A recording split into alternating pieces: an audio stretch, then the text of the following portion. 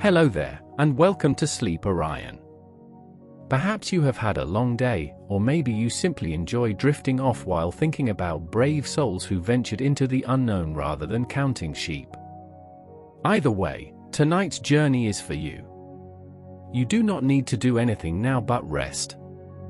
Let your thoughts slow down, allow your breathing to soften, and notice your body feeling lighter as if gravity itself has eased its grip.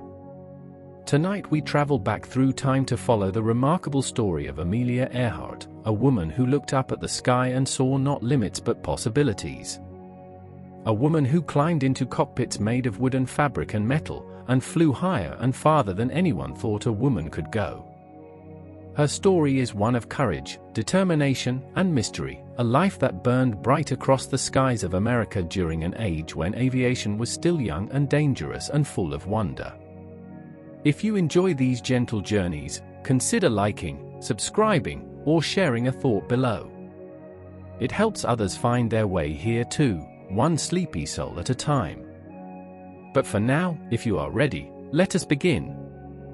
On July 24, 1897, in the quiet town of Atchison, Kansas, a baby girl came into the world who would one day become one of the most famous aviators in history. Amelia Mary Earhart was born in the home of her maternal grandfather, Alfred Gideon Otis, a prominent figure in the community who had served as a federal judge in Kansas and as the president of the Atchison Savings Bank. The house stood on a bluff overlooking the Missouri River, a grand Victorian structure with tall windows and wraparound porches that spoke to the family's prosperity and standing in the small but bustling town. The building still stands today, preserved as the Amelia Earhart Birthplace Museum, a testament to how one small life could grow to touch the imagination of the entire world. Atchison in those days was a place of quiet streets and conservative values, a community where families knew each other across generations and where reputation mattered deeply. The Otis family was well established and respected, descended from early Kansas settlers who had built their fortunes in banking and law. The birth of Amelia was cause for celebration in the household, though it was also tinged with the sorrow of recent loss. Her parents were Samuel Edwin Stanton Earhart, who went by Edwin, and Amelia Otis Earhart, called Amy by those who knew her well. The baby was named following family tradition, receiving the names of both grandmothers, Amelia Josephine Haas and Mary Wells Patton. It was a naming practice common in that era, connecting the new generation to those who had come before, binding the living to the memory of the beloved dead. Little Amelia was technically the second child of the marriage, though the first to survive. In August 1896, just 11 months before Amelia's birth, Amy had given birth to a stillborn child, a tragedy that cast a shadow over the young family and left wounds that never fully healed. The arrival of healthy, living Amelia the following summer must have brought tremendous relief and joy to her parents, though Amy remained forever marked by the loss of her firstborn. 2 years after Amelia, in 1899, a second daughter arrived. Grace Muriel Earhart would become Amelia's closest companion throughout childhood and beyond, her confidant and co-conspirator in countless adventures. The girls developed nicknames that would follow them into adulthood. Amelia was called Millie, sometimes shortened to Millie, while Grace went by Pidge, derived from the word pigeon. These affectionate names reflected the bond between the sisters, a connection that would endure throughout their lives regardless of the distances that would eventually separate them. From the very beginning, Amelia was the dominant sibling while Pidge acted as the dutiful follower. This dynamic seemed natural to both girls and would persist as they grew. Amelia was the one who proposed adventures, who came up with schemes, who pushed against boundaries. Pidge was content to follow, to participate, to share in whatever excitement her older sister created. Their mother Amy had unconventional ideas about raising children, particularly daughters. In an era when young girls were expected to be demure and ladylike, when they were taught to sit quietly with their hands folded, when their highest aspiration was supposed to be a good marriage, Amy Earhart did not believe in raising her children to be what she called nice little girls. She wanted them to be adventurous, capable, and independent, able to think for themselves and act on their own judgment. This philosophy was considered quite progressive for the 1890s, an era when women had not yet won the right to vote and when the proper role of females was considered to be in the domestic sphere.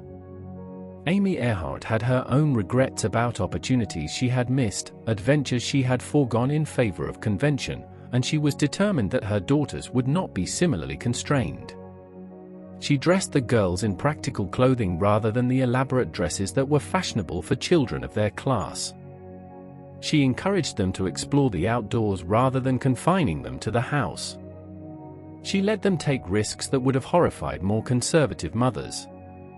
The children's maternal grandmother disapproved of the bloomers the girls wore, considering them inappropriate attire for proper young ladies. In the late 19th century, girls were expected to wear dresses at all times, with multiple petticoats and restrictive garments that made physical activity difficult. Bloomers, which resembled loose trousers gathered at the knee and were named after women's rights advocate Amelia Bloomer, were considered scandalous by conservative observers. They had been introduced decades earlier as part of the dress reform movement, championed by suffragettes who argued that restrictive clothing was a tool of women's oppression. By the time the Earhart girls were wearing them, bloomers were more accepted but still viewed as eccentric by traditionalists. Amelia loved the freedom of movement the bloomers provided. She could run and climb and jump without worrying about tripping over yards of fabric. But she was also sensitive to the fact that the other neighborhood girls dressed differently, and she understood that her clothing marked her as different. She learned early that being different required a certain kind of courage, a willingness to endure the disapproving glances of those who thought they knew better. This lesson would serve her well throughout her life, as she repeatedly challenged conventions about what women could and could not do. The Earhart children seemed to have a spirit of adventure that sent them exploring their neighborhood daily. Atchison was a perfect place for curious children, with its rolling hills, wooded areas, and the great Missouri River flowing past on its way to join the Mississippi. The girls spent hours playing together, creating elaborate games and scenarios that drew on their reading and their imaginations. They climbed trees that must have seemed impossibly tall, scaling branches until they could see over the rooftops of nearby houses. They hunted rats with a small rifle that their father had given them, an unusual pastime for young girls but one that their parents allowed. They sledged downhill in winter, racing each other down snowy slopes and trudging back up for another run until the cold forced them indoors. Some biographers have characterized the young Amelia as a tomboy, though that label feels inadequate to describe a girl who was simply unwilling to accept artificial limits on what she could do or be. The term tomboy implies that there is something unusual or unfeminine about a girl who enjoys physical activity and outdoor adventure. Amelia never seemed to think of herself that way. She was simply being herself, following her curiosity wherever it led, refusing to let arbitrary rules about gender constrain her explorations. The girls kept growing collections of creatures they gathered during their explorations. Worms, moths, katydids, and a tree toad all found places in their amateur menagerie, housed in whatever containers they could find. This fascination with the natural world reflected a curiosity about how things worked, an investigative spirit that would serve Amelia well in her future career. She wanted to understand the world around her, not simply accept it as given. She asked questions constantly, always wanting to know why things were the way they were and how they might be different. In 1904, when Amelia was 7 years old, a defining moment occurred that foreshadowed her future passion. The family had taken a trip to St. Louis, Missouri, where a state fair was being held. Among the attractions, Amelia saw a roller coaster for the first time. The swooping cars, the screams of the riders, the sensation of speed and gravity combined all captured her imagination in ways that would shape the rest of her life. She was fascinated by the experience of controlled falling, the thrill of surrendering to forces beyond one's control while trusting in the engineering that kept riders safe. The roller coaster represented something that would always attract Amelia, the intersection of fear and exhilaration, danger and control, mechanical ingenuity and human daring. She watched the cars climb slowly up the first hill, pause at the summit, then plunge downward with their passengers shrieking in terror and delight. Something about that combination of sensations spoke to her in a language she did not yet fully understand. Back home in Atchison, Amelia could not stop thinking about the roller coaster. With the help of her uncle, she constructed a homemade ramp fashioned after the roller coaster and secured it to the roof of the family tool shed.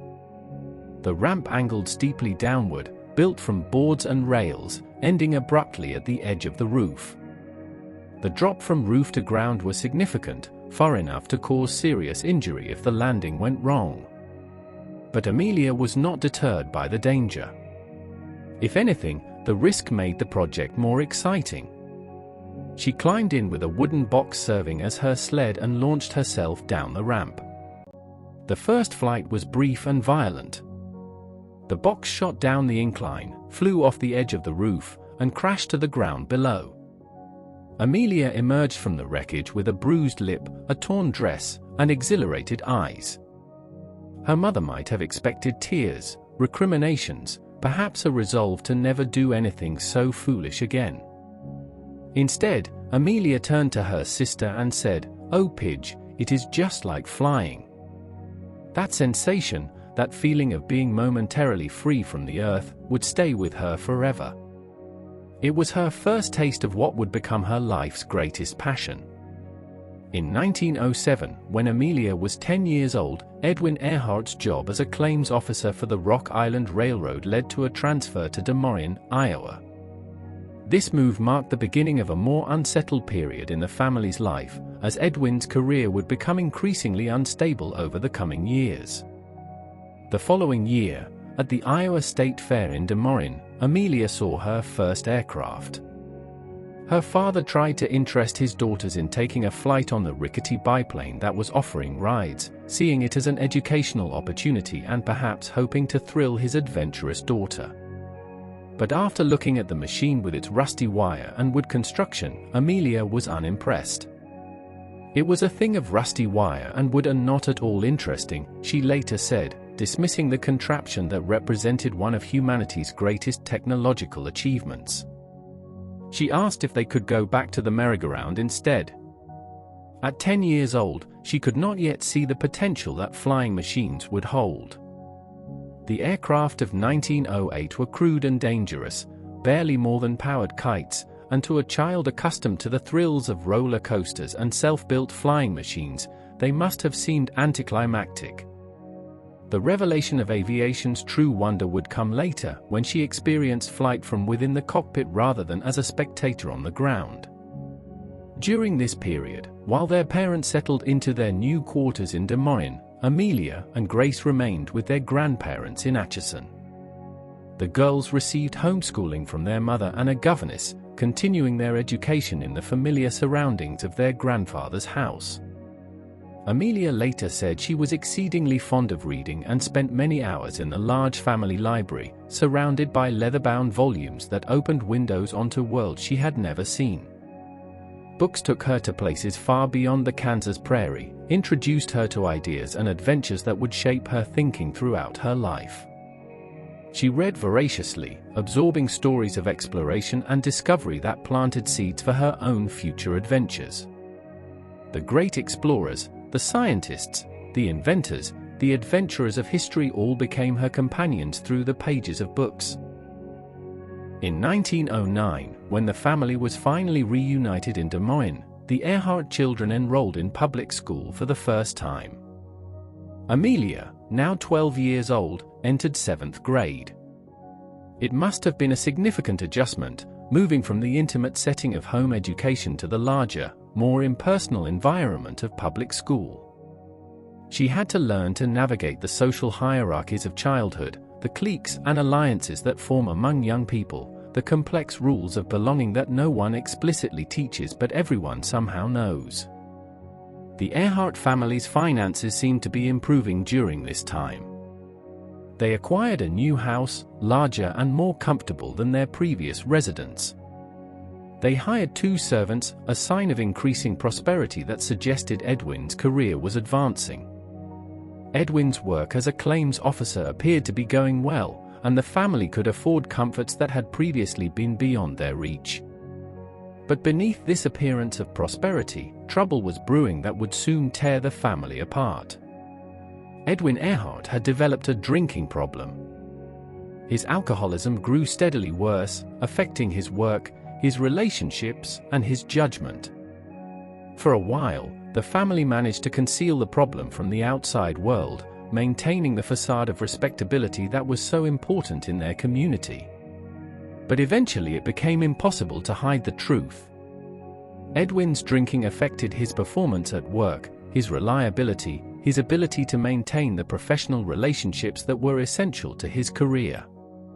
In 1914, Edwin was forced to retire from the Rock Island Railroad.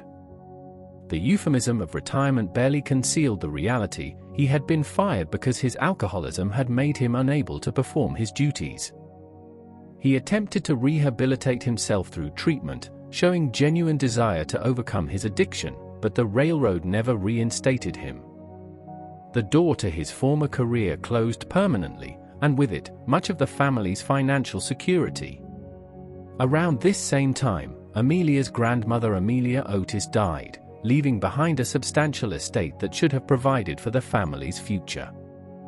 However, fearing that Edwin's drinking would exhaust the family funds if given direct access to them, the grandmother had placed her daughter Amy's share in a trust. This arrangement protected the money from Edwin's irresponsibility but also reflected the deep mistrust that had developed between the Otis family and their son-in-law. Alfred Otis had never fully approved of the marriage, and his wife's final disposition of her estate confirmed the family's judgment that Edwin was not to be trusted with financial matters. The Otis house was auctioned along with its contents, dispersing the physical reminders of Amelia's secure childhood. The furniture she had grown up with, the books she had read in the library, the objects that held memories of her grandmother and grandfather, all were sold to strangers. Amelia would later describe these events as the end of her childhood, a recognition that the stable, comfortable world she had known was gone forever. The protected environment of her early years, with its financial security and social standing, had collapsed under the weight of her father's addiction and the family's resulting disgrace. The family entered a period of instability and wandering that would last for years. In 1915, after a long search, Edwin found work as a clerk at the Great Northern Railway in St. Paul, Minnesota. It was a significant step down from his previous position, a clerical job rather than the professional role he had once held, but it was employment and the family needed income. Amelia enrolled in Central High School as a junior, trying to continue her education while her family struggled to regain its footing in a new city where they knew no one. But this stability was short-lived. Edwin applied for a transfer to Springfield, Missouri, hoping that a new position would improve their circumstances. But the current claims officer in Springfield changed his mind about retiring and demanded his job back, leaving Edwin Earhart unemployed once again. The pattern would repeat itself, with Edwin finding work only to lose it, moving the family from place to place in search of stability that always seemed just out of reach. Amy took her children to Chicago, where they lived with friends while Edwin searched for work elsewhere. The family was scattered, their unity strained by financial hardship and the corrosive effects of Edwin's alcoholism. Amy must have struggled to maintain hope during these years, watching her husband fail again and again while trying to provide some semblance of normalcy for her daughters. In Chicago, Amelia faced the challenge of finding a new school in an unfamiliar city. She canvassed nearby high schools looking for the best science program, showing the same determination and self-direction that would characterize her later achievements. She rejected the high school nearest her home, complaining that the chemistry lab was just like a kitchen sink. She wanted real science, not a diluted version designed to be acceptable for female students.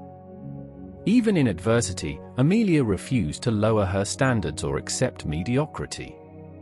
She eventually enrolled in Hyde Park High School but spent a miserable semester there. A yearbook caption noted her as the girl in brown who walks alone. The description captures the isolation she must have felt, a newcomer who did not quite fit in with the established social groups, a young woman dealing with family difficulties that she could not share with her classmates. She was different in ways that were visible, from her clothing to her interests, and different in ways that were hidden, carrying the burden of her family's struggles. Yet she persevered, completing her studies and graduating from Hyde Park High School in 1916. Throughout her childhood and adolescence, Amelia had continued to aspire to a future career. She kept a scrapbook of newspaper clippings about successful women in male-dominated fields, including film direction and production, law, advertising, management, and mechanical engineering. This scrapbook was more than a collection of interesting stories. It was a catalogue of possibility, evidence that women could achieve things that society said were beyond them. Each clipping represented a woman who had refused to accept limitations, who had carved out a place for herself in a world that told her she did not belong. Amelia was building an internal library of examples that would guide her own ambitions, proof that the barriers she faced were not immutable laws but merely obstacles that others had already overcome. After high school, Amelia began junior college at the Ogant School in Rydal, Pennsylvania. This was a finishing school for young women from well-to-do families, designed to prepare them for lives as cultured wives and mothers.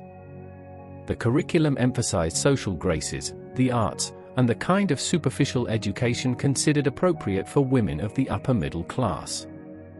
It was, in many ways, the opposite of what Amelia wanted from education. She craved depth and challenge, not the polished surfaces that finishing school provided. But Amelia did not complete her program at Ogant's. During Christmas vacation in 1917, she visited her sister Muriel, who had begun using her middle name, in Toronto, Canada. The First World War was raging in Europe, consuming millions of lives in the trenches and battlefields of France and Belgium. Canada, as part of the British Empire, had been at war since 1914, and Toronto was full of soldiers in uniform, some heading overseas and others returning wounded.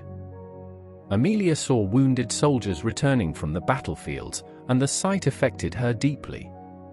These were young men who had left home healthy and whole, full of patriotic fervor and dreams of glory, and had come back shattered in body and spirit. Their bandaged faces, missing limbs, and haunted eyes made the distant war suddenly very real. The newspapers had carried stories of battles and casualties, but seeing the actual human cost, the individual suffering that each number in the casualty lists represented, was something entirely different. Amelia made a decision that would change the course of her life. Instead of returning to finish her studies at the finishing school, she enrolled as a Red Cross nurse's aide and began working with the Voluntary Aid Detachment at Spadina Military Hospital in Toronto. This was demanding work that required training and commitment, not the genteel volunteer activities that young women of her class typically performed. Amelia learned to prepare food for patients with special diets, measuring portions and following medical protocols. She learned to dispense prescribed medication in the hospital's dispensary, handling substances that could harm as easily as heal if misused. She worked long hours, often through the night, caring for wounded soldiers who had sacrificed so much for their countries. The hospital became a transformative environment for Amelia. There, among the injured pilots and soldiers, she began to hear stories about flying that captured her imagination in ways that the rickety biplane at the Iowa State Fair had not. The pilots who came through Spadina had experienced something extraordinary. They had left the ground behind and entered a realm that had been denied to humans throughout all of history until just a few years before. Their accounts of flying made the sky seem like a frontier waiting to be explored, full of dangers but also full of wonders that most people would never know. Amelia started spending time watching pilots in the Royal Flying Corps train at a local airfield, observing as they practiced takeoffs and landings, climbed into the sky, and performed maneuvers that seemed almost magical. The aircraft of 1917 were more advanced than the rusty contraption she had seen at the Iowa State Fair, though they were still fragile and dangerous by modern standards. But they could fly, really fly, climbing and diving and turning through the air with a grace that took Amelia's breath away. Something was beginning to stir within her, a curiosity about aviation that had not existed before. The pilots she met were young men who had learned to do something extraordinary, and their accounts of the experience of flight, the freedom and the fear, the beauty and the danger, planted seeds that would eventually blossom into her life's passion. In 1918, the Spanish influenza pandemic reached Toronto with devastating force.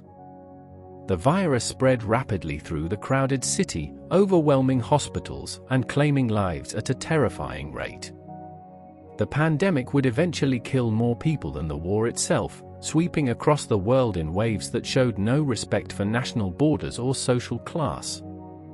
Toronto was hit hard, and Spadina Military Hospital, already full of wounded soldiers, was inundated with flu patients. Amelia, engaged in nursing duties that brought her into constant contact with sick patients, became infected in early November 1918. She was hospitalized with pneumonia and maxillary sinusitis, a serious combination that threatened her life. In an era before antibiotics, when the only treatments available were rest, fluids, and hope, such infections frequently proved fatal. Young, previously healthy people were dying by the thousands, their lungs filling with fluid until they could no longer breathe. Amelia hovered between life and death for days, her body fighting an enemy it had never encountered before. She was not discharged until December 1918, nearly 2 months after falling ill. Her sinus-related symptoms were severe and included pain and pressure around one eye and copious mucus drainage through her nostrils and throat. The infection had settled in her maxillary sinuses, the hollow spaces behind her cheekbones, and showed no signs of clearing on its own. While staying in the hospital during the pre-antibiotic era, Amelia endured painful minor operations to wash out the affected maxillary sinus. These procedures involved inserting instruments into her nasal passages and flushing the infected areas with saline solution. They were done without adequate anesthesia, causing significant discomfort. The procedures were not successful, and her headaches worsened rather than improved. The chronic sinusitis she developed would significantly affect her flying and other activities in later life, sometimes forcing her to wear a bandage on her cheek to cover a small drainage tube. This physical ailment, acquired while serving wounded soldiers during the war, would remain with her always, a constant reminder of her time in Toronto. Amelia's convalescence lasted nearly a year, which she spent at her sister's home in Northampton, Massachusetts, where Muriel was attending Smith College. During this long recovery, Amelia passed the time reading poetry, learning to play the banjo, and studying mechanics. She could not fly, could not work, could not do much of anything except rest and heal. For someone with her active temperament, this forced inactivity must have been difficult to endure. But she made the most of it, expanding her knowledge and preparing herself for whatever opportunities might come next. The study of mechanics would prove particularly useful, giving her an understanding of engines and machinery that would serve her well in her aviation career. By 1919, Amelia had recovered enough to consider her future. She prepared to enter Smith College, where her sister was already a student. But she changed her mind and instead enrolled in a course of medical studies and other programs at Columbia University in New York City. She was interested in medicine, in science, in understanding how the human body worked. The experience of nursing wounded soldiers had perhaps awakened this interest, or perhaps she had always been curious about the mechanics of living things. But her studies at Columbia would not last. She quit a year later to be with her parents, who had reunited in California. The family was attempting to repair itself, and Amelia felt called to be part of that effort despite all the pain her father's drinking had caused. In California, something happened that would transform everything. In the early 1920s, Amelia and a young woman friend visited an airfair held in conjunction with the Canadian National Exhibition in Toronto. She later recalled that the interest aroused in her in Toronto led her to all the air circuses in the vicinity. She was drawn to these exhibitions like a moth to flame, unable to stay away from the aircraft that filled her with such wonder. One of the highlights of one such exhibition was a flying demonstration put on by a World War I ace. The pilot spotted Amelia and her friend watching from an isolated clearing and dove at them, trying to make them scatter for his amusement. "I am sure he said to himself, 'Watch me make them scamper,'" she later recalled. But Amelia stood her ground as the aircraft came close. She did not run. She did not flinch. The airplane roared toward her, growing larger and louder until it seemed it must certainly hit her, and still she did not move. She later said, "I did not understand it at the time, but I believe that little red airplane said something to me as it swished by." That moment of standing firm while an aircraft roared past her was a turning point. She had faced down the machine and emerged unafraid, and something in that experience told her that aviation was her destiny. The fear she might have felt was transmuted into exhilaration, and she knew with sudden certainty that she belonged in the sky. On December 28, 1920, Amelia and her father attended an aerial meet at Doherty Field in Long Beach, California. She asked her father to inquire about passenger flights and flying lessons. Edwin, despite his own struggles and the disappointments he had caused his family, recognized his daughter's passion and made the inquiry she requested. Perhaps he saw a chance to do something good for her, to support a dream that was wholly her own. Amelia was booked for a passenger flight the following day at Emory Rogers Field, at the corner of Wilshire Boulevard and Fairfax Avenue. A 10-minute flight with Frank Hawks, who would later gain fame as an air racer, cost $10, a significant sum in those days equivalent to perhaps $160 in modern currency. But those 10 minutes changed her life forever. She later wrote, "By the time I had got 200 or 300 feet off the ground, I knew I had to fly." The sensation of rising above the earth, of seeing the world spread out below like a map, of feeling the wind and the power of the engine carrying her into the sky was unlike anything she had experienced before. The rickety biplane at the Iowa State Fair had failed to impress her because she had only seen it from the ground, because at 10 years old she had not been ready to understand what flight truly meant. Now, experiencing flight from within the cockpit, she understood what all the fuss was about. The sky was not merely empty space above the earth. It was a new dimension, a realm of possibility that most people would never enter, a frontier as vast and unexplored as any ocean or continent. And Amelia knew in that moment that she belonged there, that she had found her calling as surely as any priest discovers a vocation or any artist recognizes their medium. She would fly. Whatever it took, whatever obstacles she had to overcome, she would learn to fly and she would make the sky her home. The following month, in January 1921, Amelia engaged Nita Snook to be her flying instructor.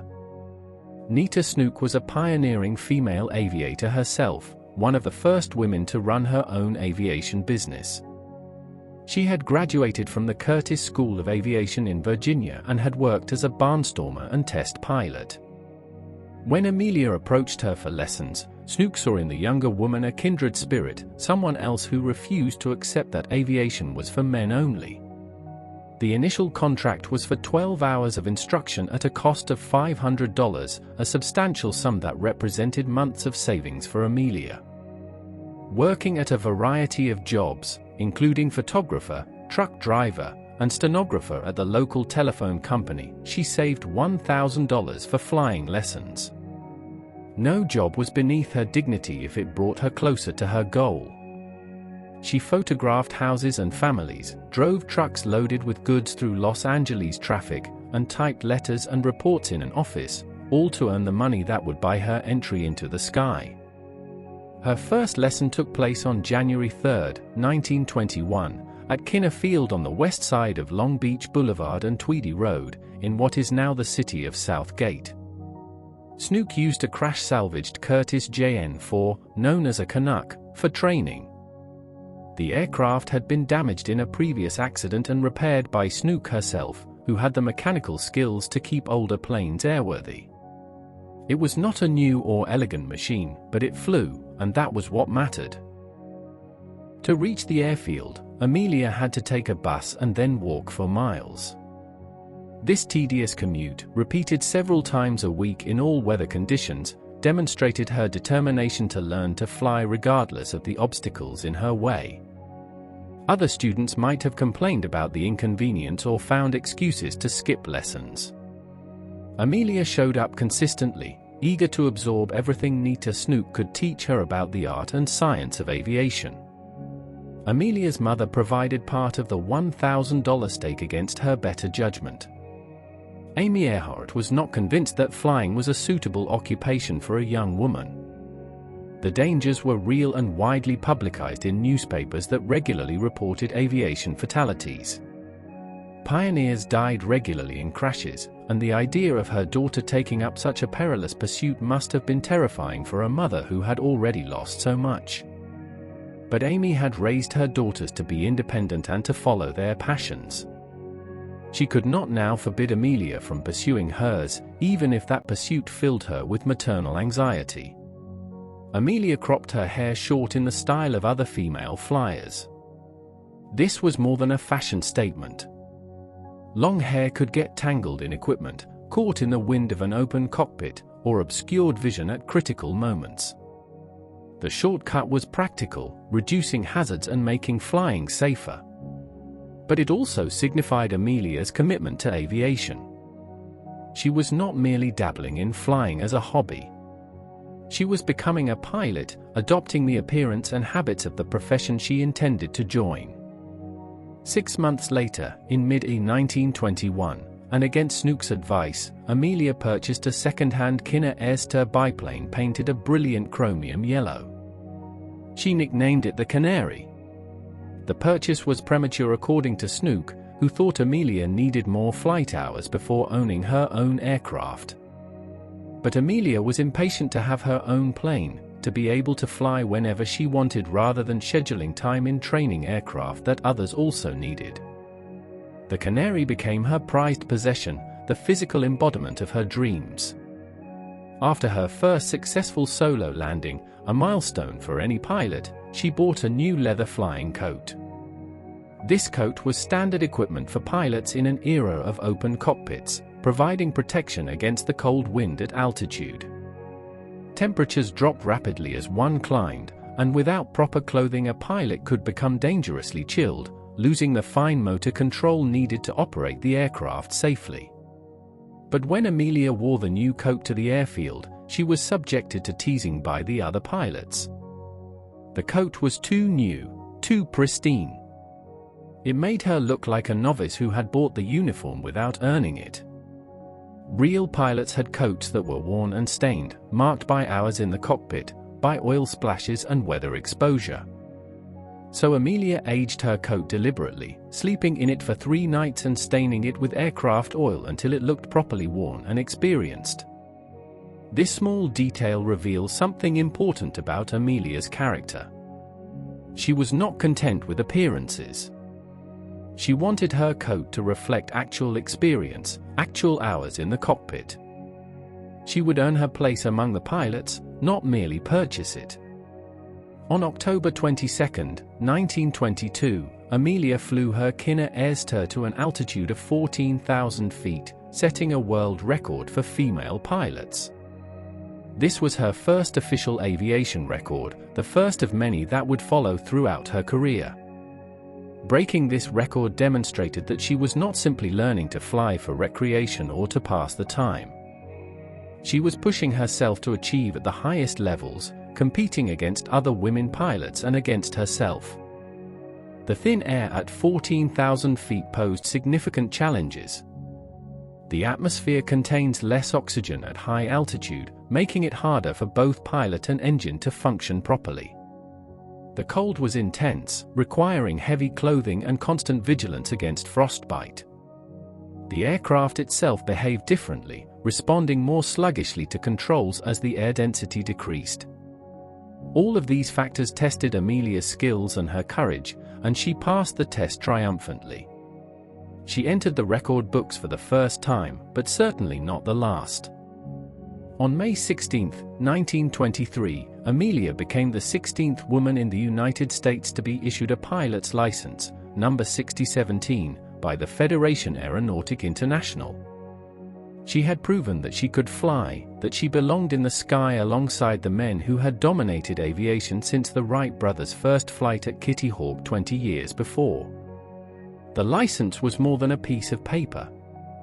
It was official recognition that Amelia Earhart was a qualified pilot, entitled to take to the air under her own command, answerable to no one for her decisions in the cockpit.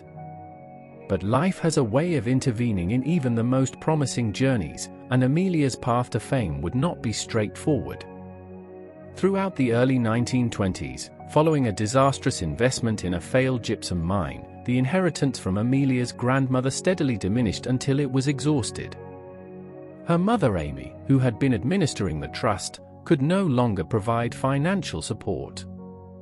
The money that had cushioned the family through difficult times was gone, spent or lost, leaving Amelia without the resources to continue her aviation pursuits. With no immediate prospect of recouping her investment in flying, Amelia was forced to sell the Canary and a second Kinner airplane she had acquired. The loss of her aircraft must have been painful, like giving up a part of herself.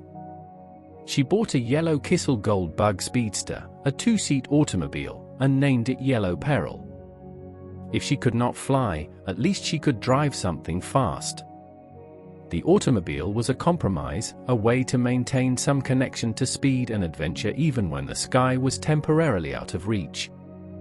At the same time, pain from her old sinus problem worsened, and in early 1924, she was hospitalized for another sinus operation.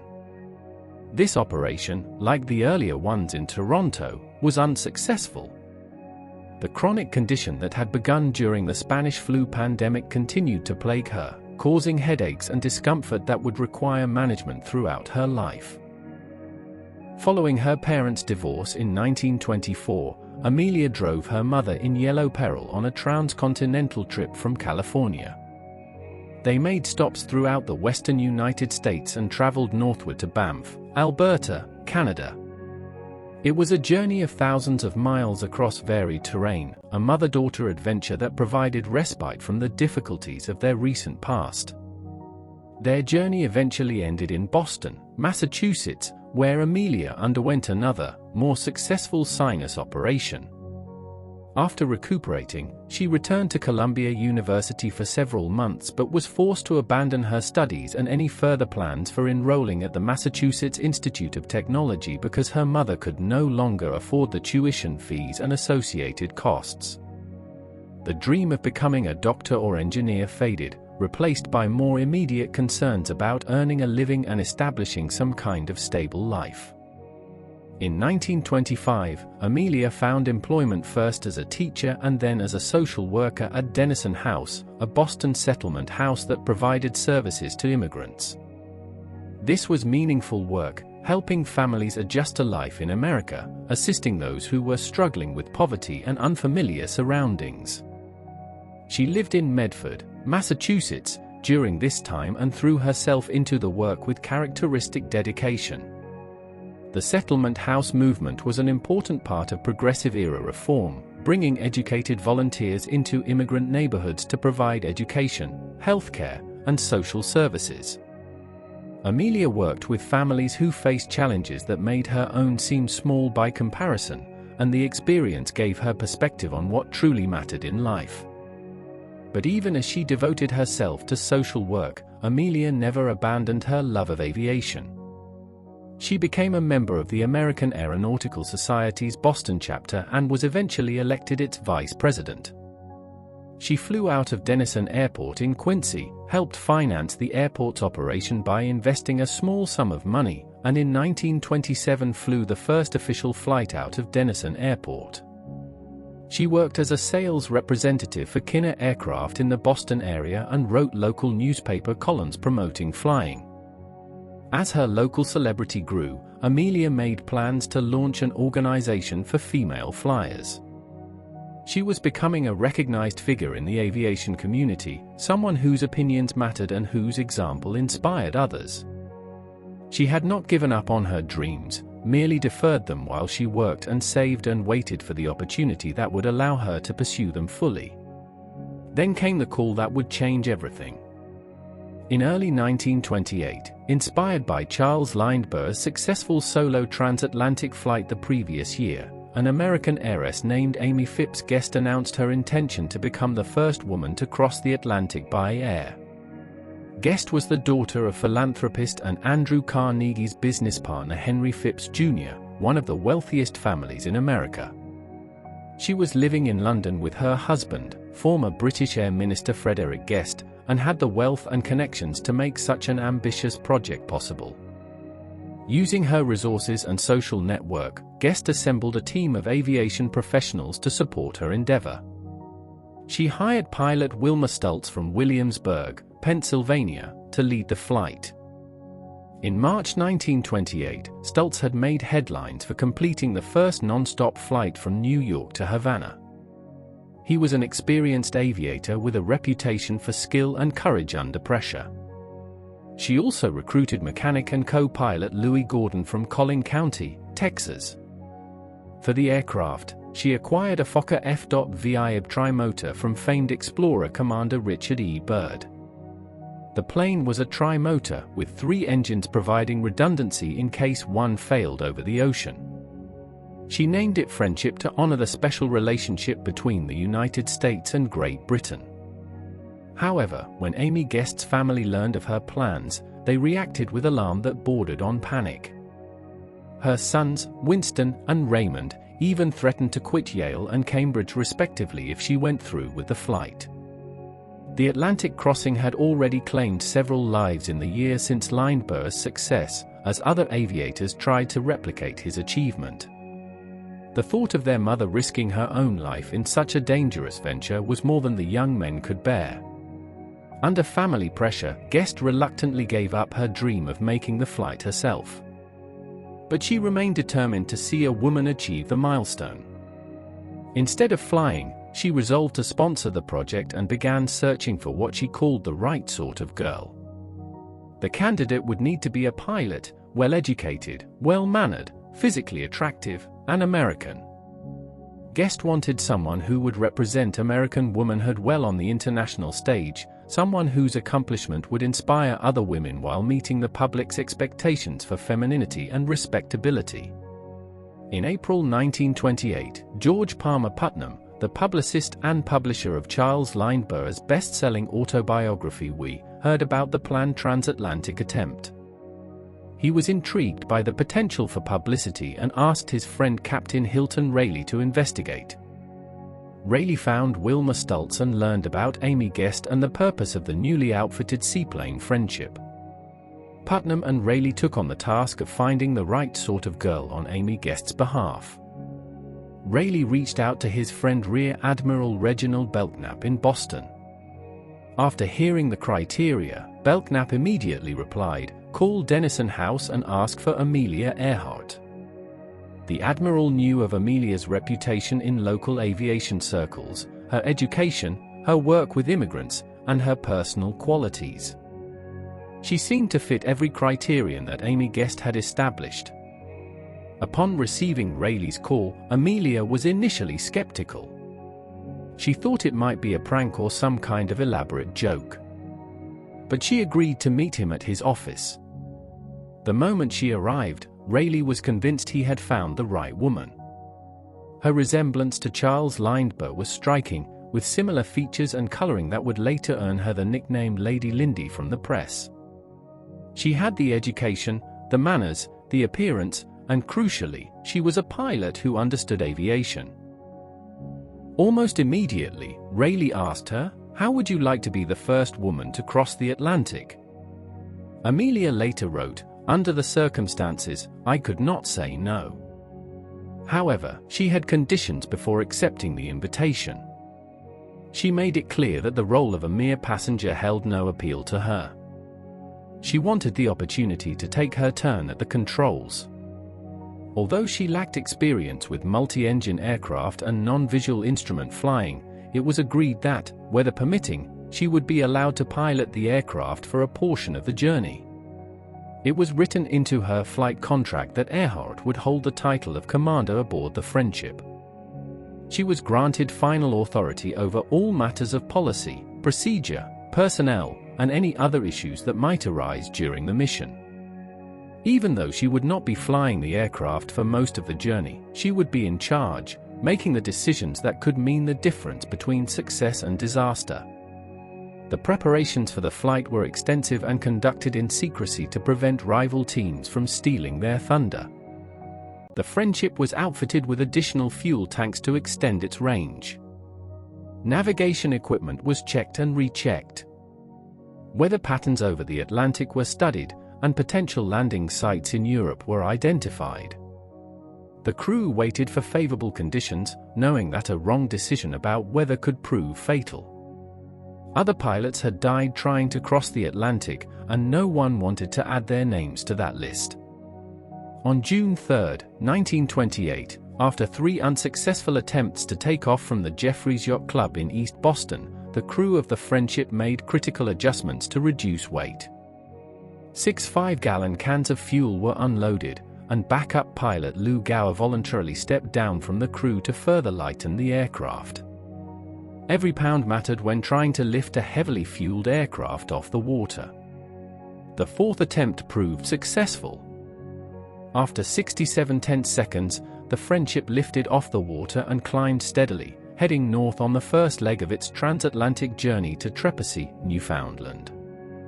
The Friendship finally arrived at Trepassey on June 5, after poor weather forced Stultz to make an unexpected landing in Halifax, Nova Scotia, the day before.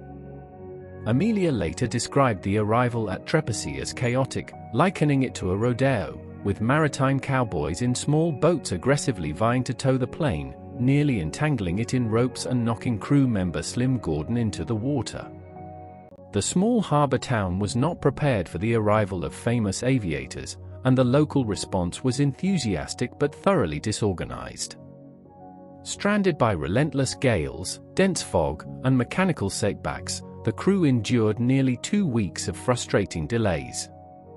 Their departure was repeatedly thwarted by unpredictable tides, stormy seas, and sputtering engines. The waiting was almost unbearable for Amelia, who was eager to complete the historic flight. Each day brought new weather reports, new assessments of conditions over the Atlantic, and new disappointments when conditions were deemed unsuitable for crossing. When dawn broke clear and brisk over Newfoundland on June 17, and weather reports suggested marginally favorable conditions over the Atlantic, Amelia insisted they seize the opportunity to take off. Pilot Wilma Stultz was nursing a severe hangover from the previous night, but Amelia would not be deterred. After nearly 2 weeks of delays, the Friendship finally took to the skies. Meanwhile, at Harbor Grace, Newfoundland, the crew of a rival aircraft called the Columbia remained grounded. Captain Oliver Laboutelier had reunited with socialite Mabel Boll, who was determined to make her own mark with a transatlantic crossing. However, Laboutelier refused to risk flying in the still uncertain weather and chose to wait for clearer skies. Mabel Boll could only listen for updates as the Friendship soared eastward toward the United Kingdom. She was furious and accused Amelia's team of receiving preferential treatment, claiming they had been provided with a more favorable weather report than the one given to Columbia. The accusation was firmly rejected by the local meteorologist, who maintained that both crews had received identical forecasts. The Friendship had gained the advantage not by deception, but by daring. From early in the flight, the crew encountered fog, cloud cover, and poor visibility. Pilot Wilma Stultz was forced to rely entirely on instrument flying, navigating without visual reference to the horizon or the water below. Amelia, although a licensed pilot, had no experience with non-visual instrument-only flying and was therefore unable to take the controls as she had hoped. Instead, she kept the flight log and helped with navigation checks, while mechanic Louis Gordon managed fuel and engine performance. Several hours into the flight, they spotted the SS America, an ocean liner under the command of Captain George Fried, roughly 75 miles southeast of Cobb, Ireland. Hoping to confirm their position, the crew of the Friendship circled the vessel. Captain Fried, recognizing the significance of the aircraft, ordered the ship's name and location to be chalked on the deck to assist the crew. However, before the message could be prepared, the Friendship had already vanished into the mist, continuing eastward toward landfall. The aircraft's radio had failed early in the flight, leaving the crew unable to transmit or receive any messages. This failure meant they could not confirm their course, update anyone on their status, or receive weather updates. Their arrival location would be a complete surprise to those on the ground. They were flying blind in more ways than one, trusting in their instruments, their calculations, and their courage to carry them safely across the Atlantic. After nearly 21 hours in the air, with low fuel and limited visibility due to persistent mist, the crew was in urgent need of a suitable landing site. While flying along the coast of South Wales, although they did not know their location at the time, they identified an estuary and a nearby industrial town with a harbour as a potential landing area. The aircraft landed in the Bury estuary, between the town of Buryport and the village of Poole, in Carmarthenshire, Wales. Upon landing, co-pilot Louis Gordon climbed onto the starboard pontoon and secured the aircraft to a large navigation buoy off the coast of Buryport, using rope kept on board for emergencies. This improvised mooring was the only available option in the area.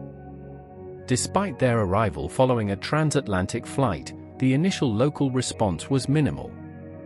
A few nearby railway workers observed the aircraft but did not approach, not realizing the historic significance of what they were witnessing. Eventually, Norman Fisher, a manager at the Frickers Metal Company in Buryport, rowed out to the plane. Wilma Stultz went ashore with him to make contact with their sponsors, who were waiting in Southampton.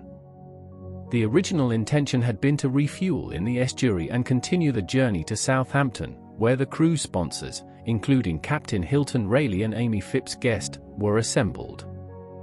Amelia and Gordon remained on board the aircraft, as the crew did not consider the flight officially complete at that point.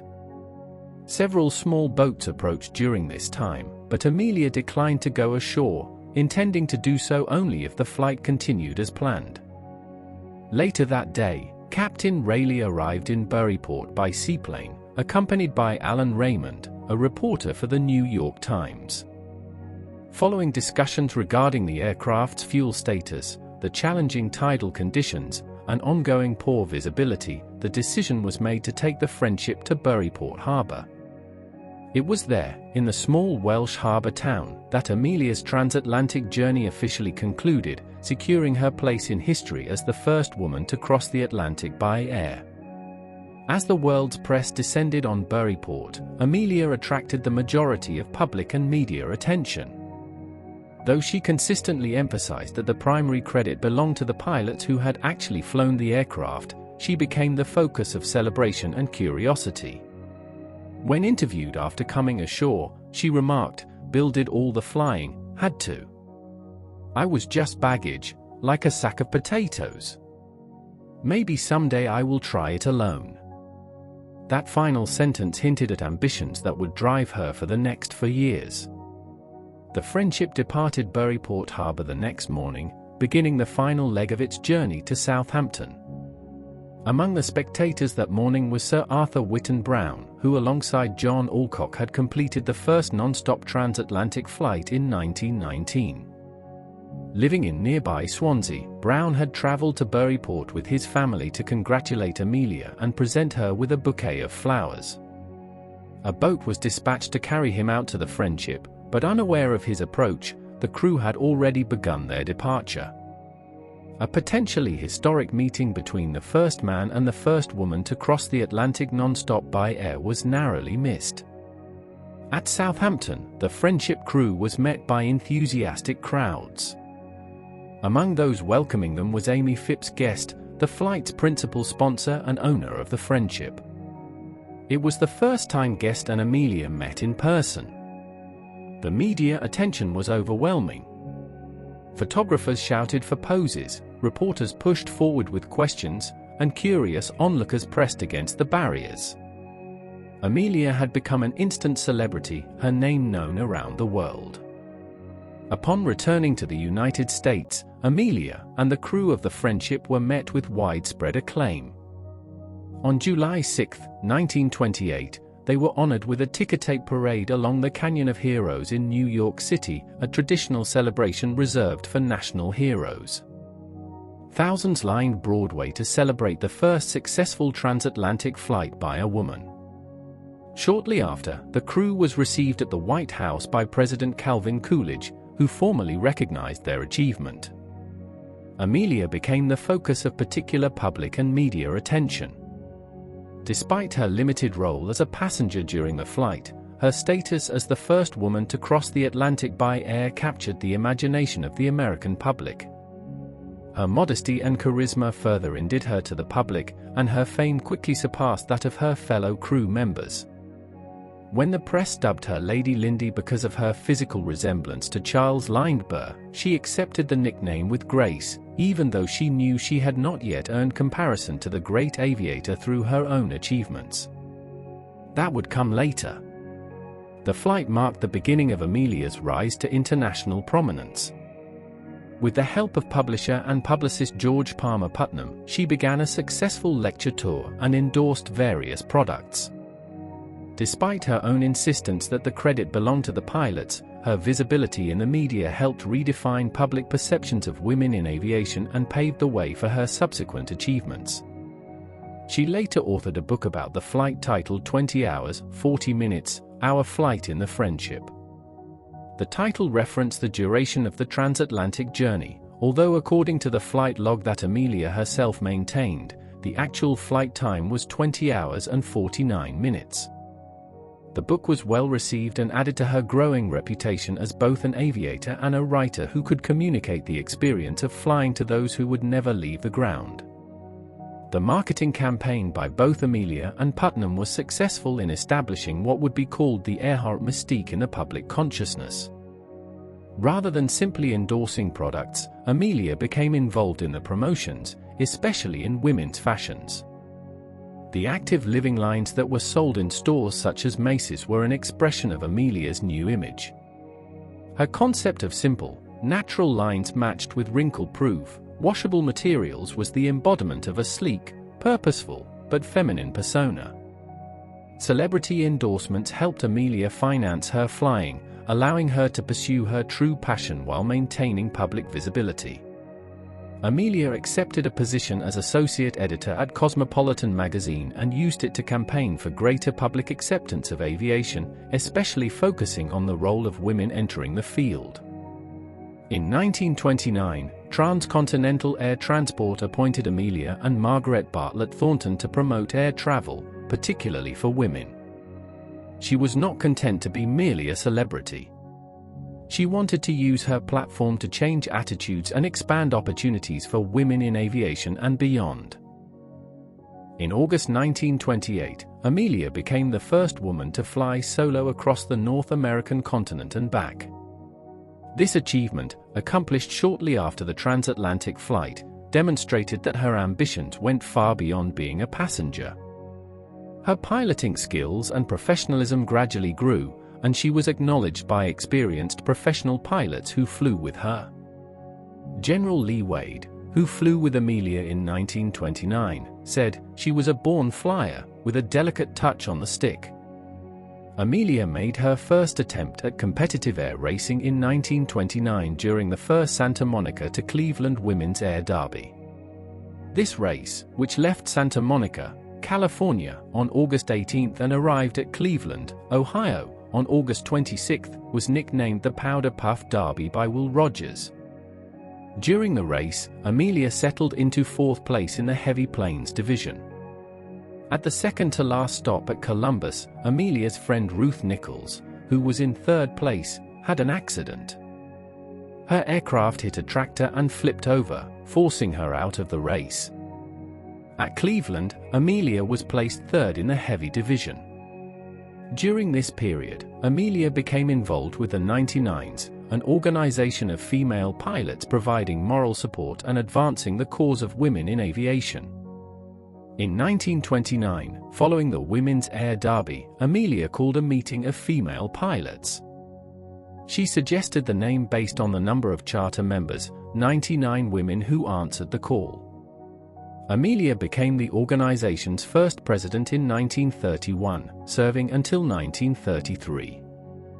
She was a vigorous advocate for female pilots, using her fame to open doors that had been closed to women in aviation.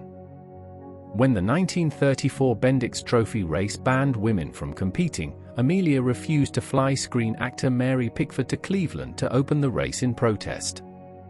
In 1930, Amelia became an official of the National Aeronautic Association. In this role, she promoted the establishment of separate women's records and was instrumental in persuading the Fédération Aéronautique Internationale to accept a similar international standard.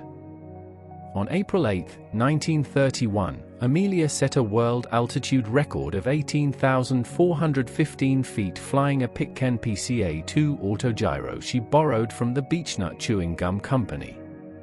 Amelia married her public relations manager George Palmer Putnam on February 7, 1931, in Putnam's mother's house in Noank, Connecticut. Some have described it as a marriage of convenience. Amelia gained a tireless promoter, and Putnam, heir to a publishing company, gained an opportunity for cultural influence. Whatever the nature of their arrangement, the partnership would prove effective in advancing Amelia's career. Amelia had been engaged to Samuel Chapman, a chemical engineer from Boston, but she broke off the engagement on November 23, 1928. Putnam, known as G.P., had been divorced in 1929 and sought out Amelia, proposing to her 6 times before she agreed to marry him. Amelia referred to her marriage as a partnership with dual control. In a letter to Putnam that she hand-delivered to him on the day of the wedding, she wrote, "I want you to understand I shall not hold you to any medieval code of faithfulness to me, nor shall I consider myself bound to you similarly. I may have to keep some place where I can go to be by myself, now and then, for I cannot guarantee to endure at all times the confinement of even an attractive cage." Amelia's ideas on marriage were liberal for the time. She believed in equal responsibilities for both breadwinners and kept her own name rather than being referred to as Mrs. Putnam. When the New York Times referred to her as Mrs. Putnam, she laughed it off. Putnam learned he would sometimes be called Mr. Earhart. There was no honeymoon for the couple because Amelia was involved in a 9-day cross-country tour promoting autogyros and the tour's sponsor Beechnut Chewing Gum. Amelia and Putnam never had children, but Putnam had 2 sons from his previous marriage to Dorothy Binney. But the transatlantic flight of 1928 still weighed on Amelia's mind. She had been a passenger, not a pilot. She had been, as she put it, just baggage like a sack of potatoes. That was not enough for a woman who had dedicated her life to aviation. She wanted to prove herself, to justify the fame that had come to her, to demonstrate that a woman could do what Charles Lindbergh had done. She wanted to fly the Atlantic alone. On May 20, 1932, 5 years to the day after Lindbergh's historic flight, 34-year-old Amelia set off from Harbor Grace, Newfoundland. She carried with her a copy of the Telegraph Journal, given to her by journalist Stuart Truman to confirm the date of the flight. She intended to fly to Paris in her single-engine Lockheed Vega 5B, emulating Lindbergh's route. Her technical advisor for the flight was the Norwegian-American aviator Bernd Balchen, who helped prepare her aircraft and played the role of a decoy because he was ostensibly preparing Amelia's Vega for his own Arctic flight. The flight was harrowing from the start. After 14 hours and 56 minutes in the air, during which she contended with strong northerly winds, icy conditions, and mechanical problems, Amelia landed in a pasture at Culmore, north of Derry, Northern Ireland. The landing was witnessed by Cecil King and Teed Sawyer. When a farmhand asked, "Have you flown far?" Amelia replied simply, "From America." She had not reached Paris as planned. Ice had formed on her wings, forcing her to descend from her intended cruising altitude. The weight of the ice affected the aircraft's performance and threatened to send her crashing into the sea. Her altimeter had failed, leaving her uncertain of her exact altitude above the dark ocean. A broken manifold weld caused her exhaust system to malfunction, filling the cockpit with fumes that made her dizzy and nauseous. A fuel gauge developed a leak, dripping gasoline down her neck. Throughout these challenges, Amelia flew on, navigating by the stars when she could see them, flying blind when she could not. As the first woman to fly solo non-stop across the Atlantic, Amelia received the Distinguished Flying Cross from Congress, the first ever given to a woman. She also received the Cross of Knight of the Legion of Honor from the French government and the Gold Medal of the National Geographic Society from President Herbert Hoover. She had proven herself. She was no longer just a passenger. She had flown the Atlantic alone, conquering the same ocean that had claimed so many lives, demonstrating that a woman could match the achievements of the greatest male aviators. As her fame grew, Amelia developed friendships with many people in high office, most notably First Lady Eleanor Roosevelt, who shared many of Amelia's interests, especially women's causes. After flying with Amelia, Roosevelt obtained a student permit but did not further pursue her plans to learn to fly. The two women communicated frequently, each recognizing in the other a kindred spirit who refused to accept traditional limitations on what women could accomplish. Later in 1932, Amelia made the first solo non-stop flight across the United States by a woman, flying from Los Angeles to Newark, New Jersey, in approximately 19 hours. She continued to set records and push boundaries, each achievement building upon the last, each flight carrying her further into the American imagination. On January 11, 1935, she became the first person, man or woman, to fly solo from Honolulu, Hawaii, to Oakland, California. This flight across the Pacific had claimed multiple lives in previous attempts, including participants in the 1927 Dole Air Race. Many aviators had attempted this crossing, drawn by the prize money and the promise of fame, and several had died when their aircraft crashed into the sea or vanished without a trace. But Amelia's flight was mainly routine with no mechanical breakdowns. In her final hours, she relaxed and listened to the broadcast of the Metropolitan Opera from New York. Indeed, she murmured, "That was the most interesting cup of chocolate I have ever had, sitting up 8,000 feet over the middle of the Pacific Ocean quite alone." On April 19, 1935, Amelia flew solo from Los Angeles to Mexico City. Her next record attempt was a non-stop flight from Mexico City to New York. After she set off on May 8, her flight was uneventful, although large crowds that greeted her at Newark, New Jersey, were a concern because she had to be careful not to taxi into them. The officers who came to escort her headed for a police car but chose different routes. The armholder started to go one way, while he who clasped my leg set out in the opposite direction. The result provided the victim with a fleeting taste of the tortures of the rack. But, at that, she said good-naturedly, it was fine to be home again. Between 1930 and 1935, Amelia set 7 women's speed and distance aviation records in a variety of aircraft, including the Kinner Airs Ter, Lockheed Vega, and Pitcairn Autogyro. By 1935, recognizing the limitations of her lovely red Vega in long transoceanic flights, Amelia contemplated a new prize, one flight which she most wanted to attempt, a circumnavigation of the globe as near its waistline as could be. This would be her greatest challenge, her final record, the achievement that would cement her place in aviation history. The solo transatlantic flight of 1932 transformed Amelia from a celebrity into a legend. Where before she had been famous primarily for being a passenger, now she was famous for an achievement that required extraordinary skill, courage, and determination. She had done what only one other person had done before, flying alone across the vast and dangerous Atlantic Ocean, and she had done it in conditions that would have caused many pilots to turn back. The flight from Newfoundland to Ireland covered approximately 2,026 miles. For nearly 15 hours, Amelia was alone in the cockpit of her Vega, surrounded by clouds and darkness and the constant roar of the engine. She had no autopilot, no co-pilot to share the burden, no one to talk to or consult with when problems arose. Every decision was hers alone, and every mistake could be fatal. The mechanical problems she encountered would have been enough to force most pilots to abort the mission. When her altimeter failed, she lost her primary means of knowing how high above the water she was flying. In the darkness over the Atlantic, with no visible horizon, altitude awareness was literally a matter of life and death. Too low, and she might fly into a wave. Too high, and she might waste fuel or encounter icing conditions. Without the altimeter, she had to rely on her instincts and her training, feeling her way through the night.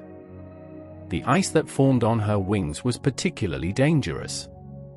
Ice accumulation changes the aerodynamic properties of an aircraft, increasing weight while reducing lift. As ice built up on the Vega's wings, Amelia had to descend to warmer air where the ice would melt. But descending brought her closer to the waves, increasing the risk of a catastrophic impact with the sea.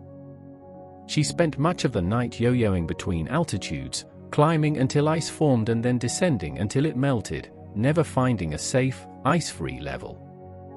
The broken manifold weld that caused exhaust fumes to enter the cockpit added another layer of danger.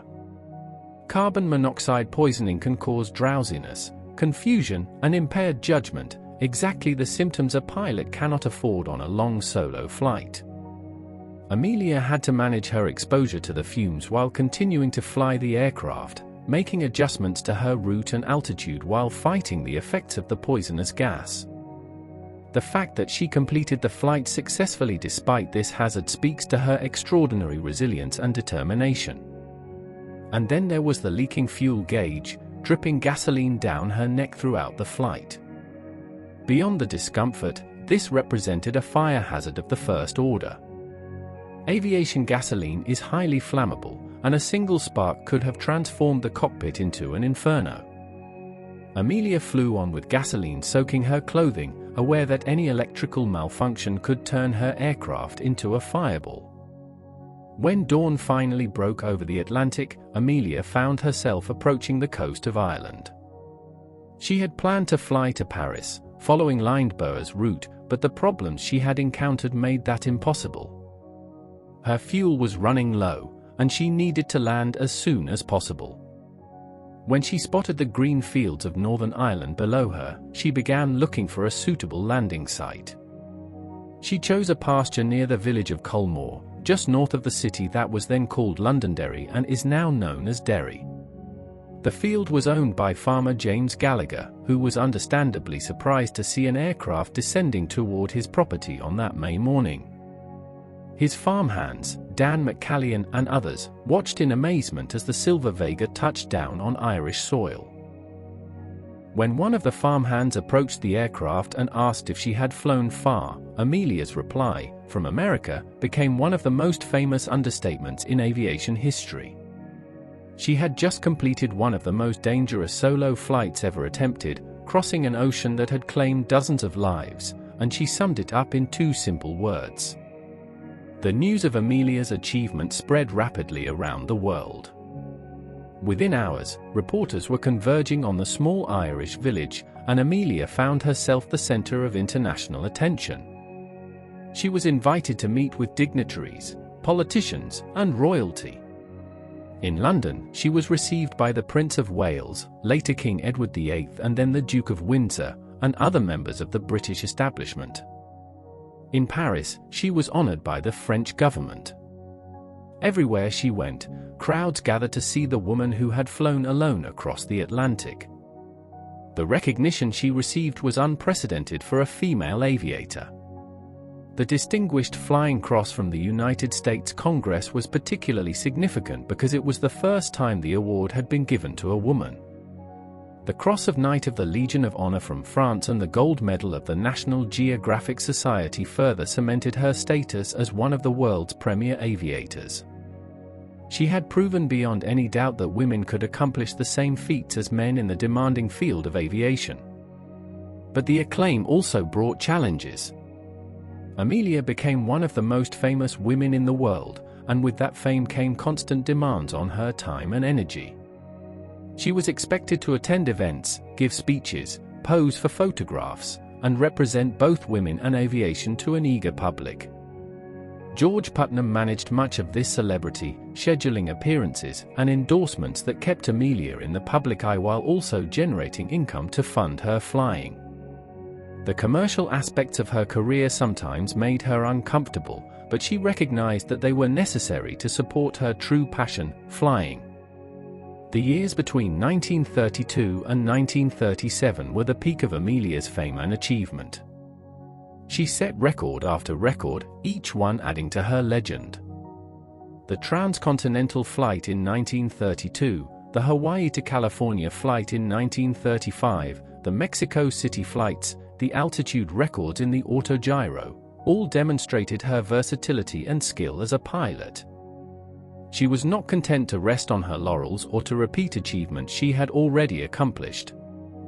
She was always looking for the next challenge, the next frontier, the next record to break. Her friendship with Eleanor Roosevelt, which began in 1932, became one of the most significant relationships of her later years. The First Lady and the aviator shared a commitment to women's advancement and a belief that traditional gender roles were too restrictive. When Amelia took Eleanor for a night flight over Washington, D.C., the First Lady was so enchanted that she announced her intention to learn to fly herself. Though Eleanor never followed through on this plan, the incident demonstrated the bond between the two women and their shared sense of adventure. Amelia used her platform to advocate for causes she believed in. She championed women's rights, arguing that women should have the same opportunities as men in all fields, not just aviation. She supported the Equal Rights Amendment and worked with women's organizations to advance their goals. She believed that her achievements as a pilot were valuable not just for themselves but for what they demonstrated about women's capabilities. She also became an advocate for commercial aviation, working to convince the public that air travel was safe and practical. In an era when many people still viewed flying as a dangerous novelty, Amelia's involvement with airlines like Transcontinental Air Transport helped to legitimize the industry. If a woman could fly solo across the Atlantic, surely flying on a commercial airliner was safe enough for anyone. The 99s continued to grow under her leadership and influence. The organization provided a support network for female pilots who often faced discrimination and skepticism in the male-dominated field of aviation. Through the 99s, women pilots could share experiences, offer advice, and advocate collectively for their interests. Amelia served as the organization's first president and remained actively involved even after her term ended. Her books reached audiences who would never fly themselves but who were eager to experience flight vicariously through her words. In addition to the account of the friendship flight, she wrote The Fun of It, published in 1932, which described her love of flying and her experiences as an aviator. Her writing style was accessible and engaging, making the technical aspects of aviation understandable to general readers. Through her books and her lectures, she inspired countless people to look up at the sky with wonder. The lecture circuit was another important part of Amelia's life during these years. She traveled constantly, speaking to audiences across the country about aviation, women's rights, and her own experiences. These lectures were exhausting but also rewarding, allowing her to connect with ordinary people who saw her as a symbol of possibility. The young girls who came to hear her speak, who asked for her autograph and told her they wanted to be pilots too, were her legacy in the making. Through all of this activity, Amelia never lost her love of flying for its own sake. She continued to fly whenever she could, taking to the air not for records or publicity but simply for the joy of it. Flying remained her greatest passion, the thing that made her feel most alive. The feeling of leaving the earth behind, of climbing into the sky where the air was clean and the horizon stretched forever, never lost its magic for her. The Lockheed Vega that had carried her across the Atlantic became one of her most treasured possessions. The aircraft, registration number NR7952, was a beautiful machine, sleek and fast for its time. Amelia flew it across the country multiple times, setting records and making appearances. She knew the Vega intimately, understood its capabilities and its limitations, trusted it with her life on every flight. The bond between pilot and aircraft is difficult to explain to those who have never experienced it, but it is real and profound. By 1935, however, the Vega was showing its age. It was a wonderful aircraft, but it had been designed for a different era of aviation. The long transoceanic flights that Amelia now contemplated required more range, more reliability, and more modern equipment than the Vega could provide. When Purdue University offered to fund a new aircraft for her research, Amelia knew exactly what she wanted: a Lockheed Electra 10E, one of the most advanced aircraft then available. The Electra represented the cutting edge of 1930s aviation technology. Its twin engines provided redundancy that a single-engine aircraft like the Vega lacked. Its all-metal construction made it stronger and more weather-resistant than older fabric-covered designs. Its instrumentation was more sophisticated, allowing for more precise navigation and control. With the Electra, Amelia could contemplate flights that would have been impossible in the Vega. The world flight she planned would be the culmination of everything she had worked for. It would be the longest flight ever attempted around the globe, following the equator rather than the shorter routes over the poles or northern latitudes. It would test every skill she had developed over 15 years of flying, requiring endurance, navigation, and the ability to operate in diverse conditions around the world. If she succeeded, she would cement her place as one of the greatest aviators in history. But the world flight was more than just a record attempt. For Amelia, it represented a kind of summation, a final great adventure before settling into a different phase of life. She was approaching 40, and while she had no intention of giving up flying, she recognized that the years of her greatest physical abilities were passing. The world flight would be her masterpiece, the achievement that would define her legacy. In 1935, Amelia joined Purdue University as a visiting faculty member to counsel women on careers and help inspire others with her love of aviation. She was also a technical advisor to the Department of Aeronautics. This position reflected her growing interest in encouraging women to pursue careers in fields traditionally dominated by men. At Purdue, she could reach young women at a formative stage of their lives, when they were making decisions about their futures. She wanted them to know that the sky, quite literally, was not the limit. The University of Purdue was an ideal home for Amelia's ambitions. Founded in 1869 as a land-grant institution, Purdue had a strong tradition of engineering and practical education. It was one of the few universities that took women seriously as potential scientists and engineers, admitting them to programs that other institutions reserved for men. The university's progressive attitude aligned perfectly with Amelia's own beliefs about women's capabilities. Amelia's role at Purdue was multifaceted. She counseled women students about career opportunities, giving them practical advice about entering fields that were traditionally closed to them. She gave lectures about her own experiences, sharing the lessons she had learned from years of flying and public life. She participated in research projects related to aviation, including studies of the effects of flight on the human body. And she served as a living example of what a determined woman could accomplish, her presence on campus a constant reminder that barriers existed to be broken. Purdue President Edward C. Elliott established the Amelia Earhart Fund for Aeronautical Research and donated $50,000, equivalent to over $1 million in modern currency, to purchase the Electra 10E, which she named her flying laboratory. This aircraft would be the instrument of her greatest ambition. The Lockheed Electra was a state-of-the-art twin-engine monoplane, capable of carrying enough fuel for the long over-water legs of her planned circumnavigation. It represented the cutting edge of aviation technology in the mid-1930s. The Lockheed Electra Model 10E was a remarkable aircraft for its time. It was constructed primarily of metal, with an all-aluminum stressed skin fuselage that was stronger and lighter than the fabric-covered designs of earlier aircraft. Its twin Pratt & Whitney AW1340 Wasp S3H1 engines produced approximately 600 horsepower each, giving the aircraft a cruising speed of around 185 miles per hour and a maximum speed of over 200 miles per hour. The cabin was pressurized for high-altitude flight, and the cockpit was equipped with the latest navigation and communication equipment. For the world flight, Amelia's Electra was specially modified to carry additional fuel.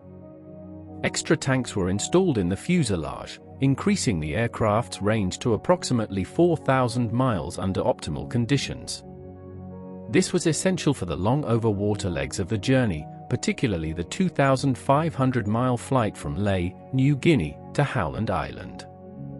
The modifications added weight and reduced passenger space, but they were necessary for the unprecedented distances Amelia planned to cover.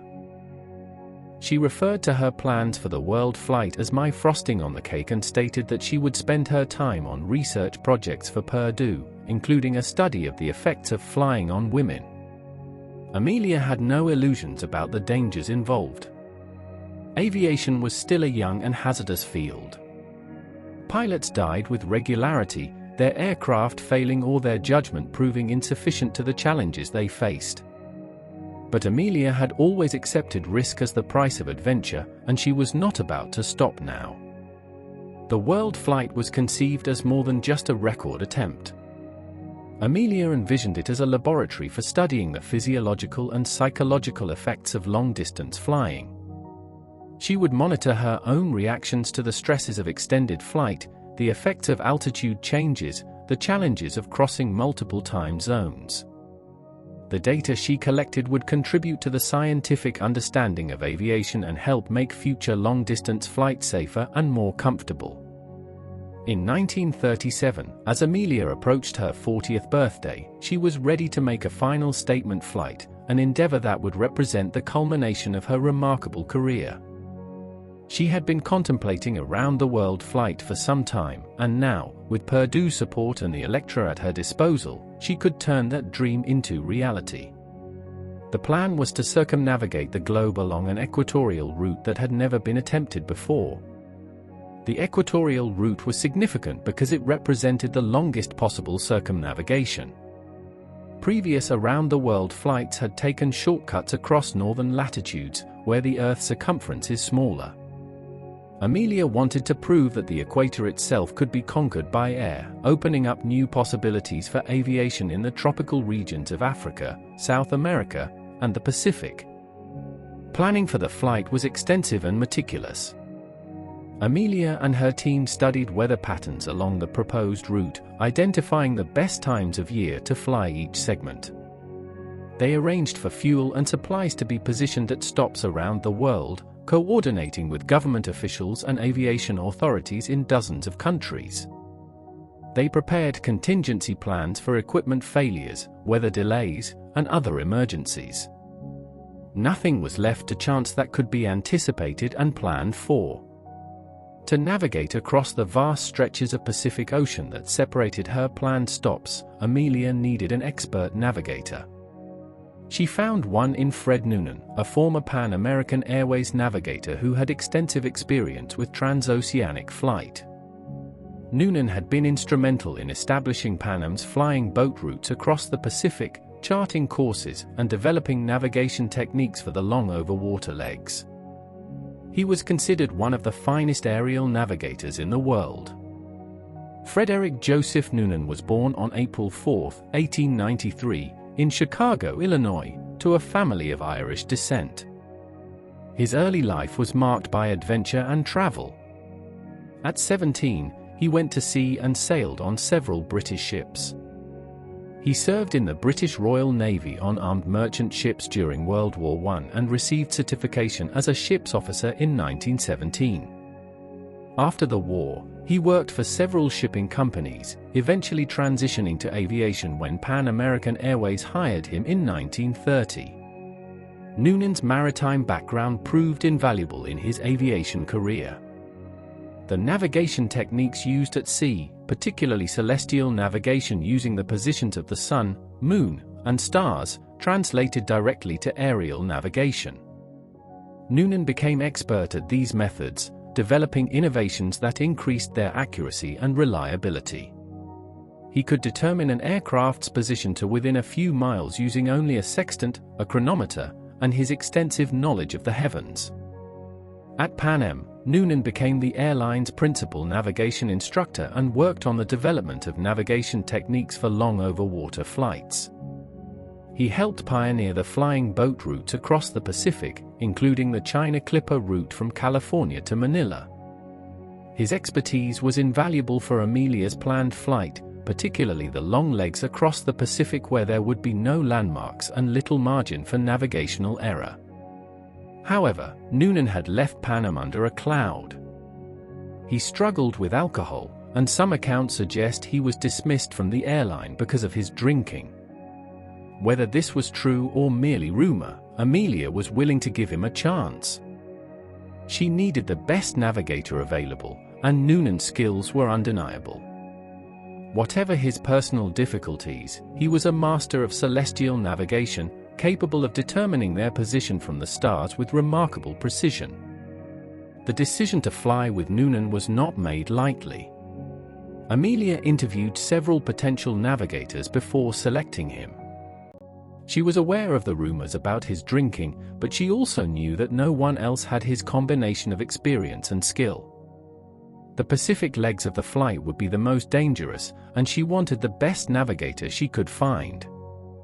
Noonan assured her that his drinking was under control, and she chose to believe him. On March 17, 1937, Amelia and her crew, which included Noonan and two other crew members, Captain Harry Manning and technical advisor Paul Mantz, departed from Oakland, California, heading west toward their first stop in Honolulu, Hawaii. The plan was to circumnavigate the globe by flying westward, following the equator across the Pacific, through Asia, Africa, and South America before returning to the United States. Captain Harry Manning was a merchant marine officer who had commanded the SS America and other ships.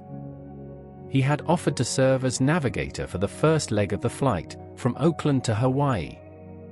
Paul Mantz was a renowned stunt pilot and technical advisor who had worked with Amelia on several previous flights.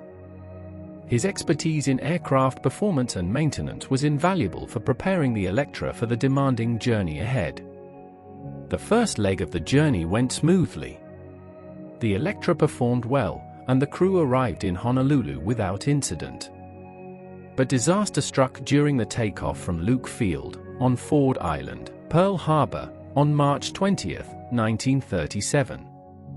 During the takeoff run, the heavily laden Electra lost control.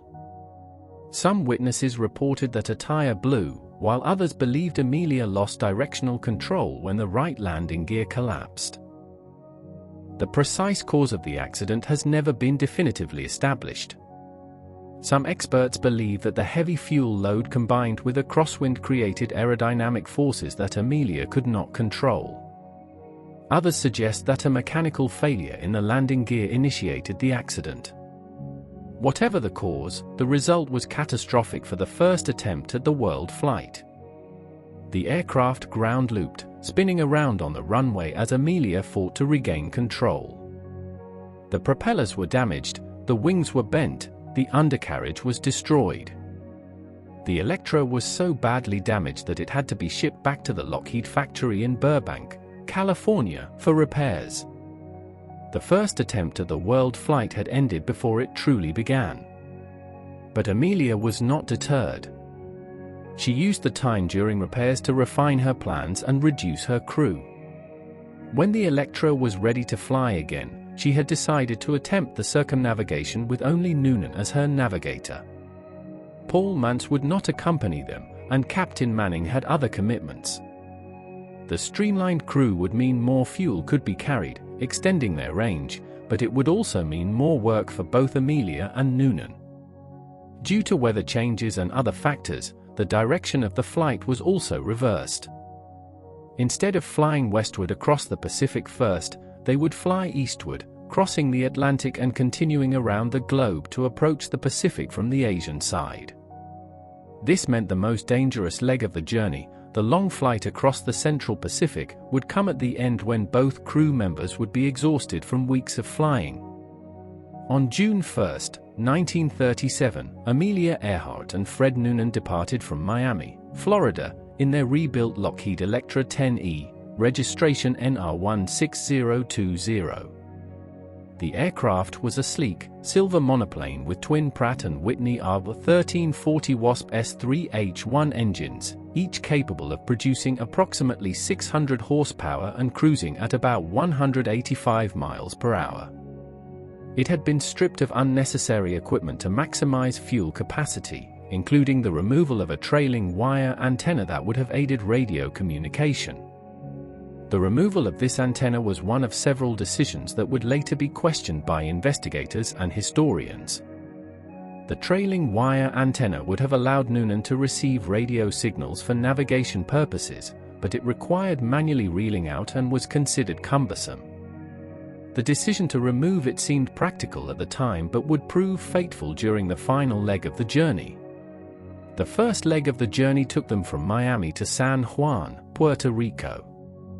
From there, they flew to Carapito, Venezuela, then on to Paramaribo, Dutch Guiana. Each leg presented its own challenges, from tropical thunderstorms to primitive airfields, from heat that made the cockpit nearly unbearable to humidity that affected the aircraft's instruments. But Amelia and Noonan pressed on, covering thousands of miles in their silver aircraft. From South America, they crossed the Atlantic to Africa, landing first in Senegal before continuing across the continent.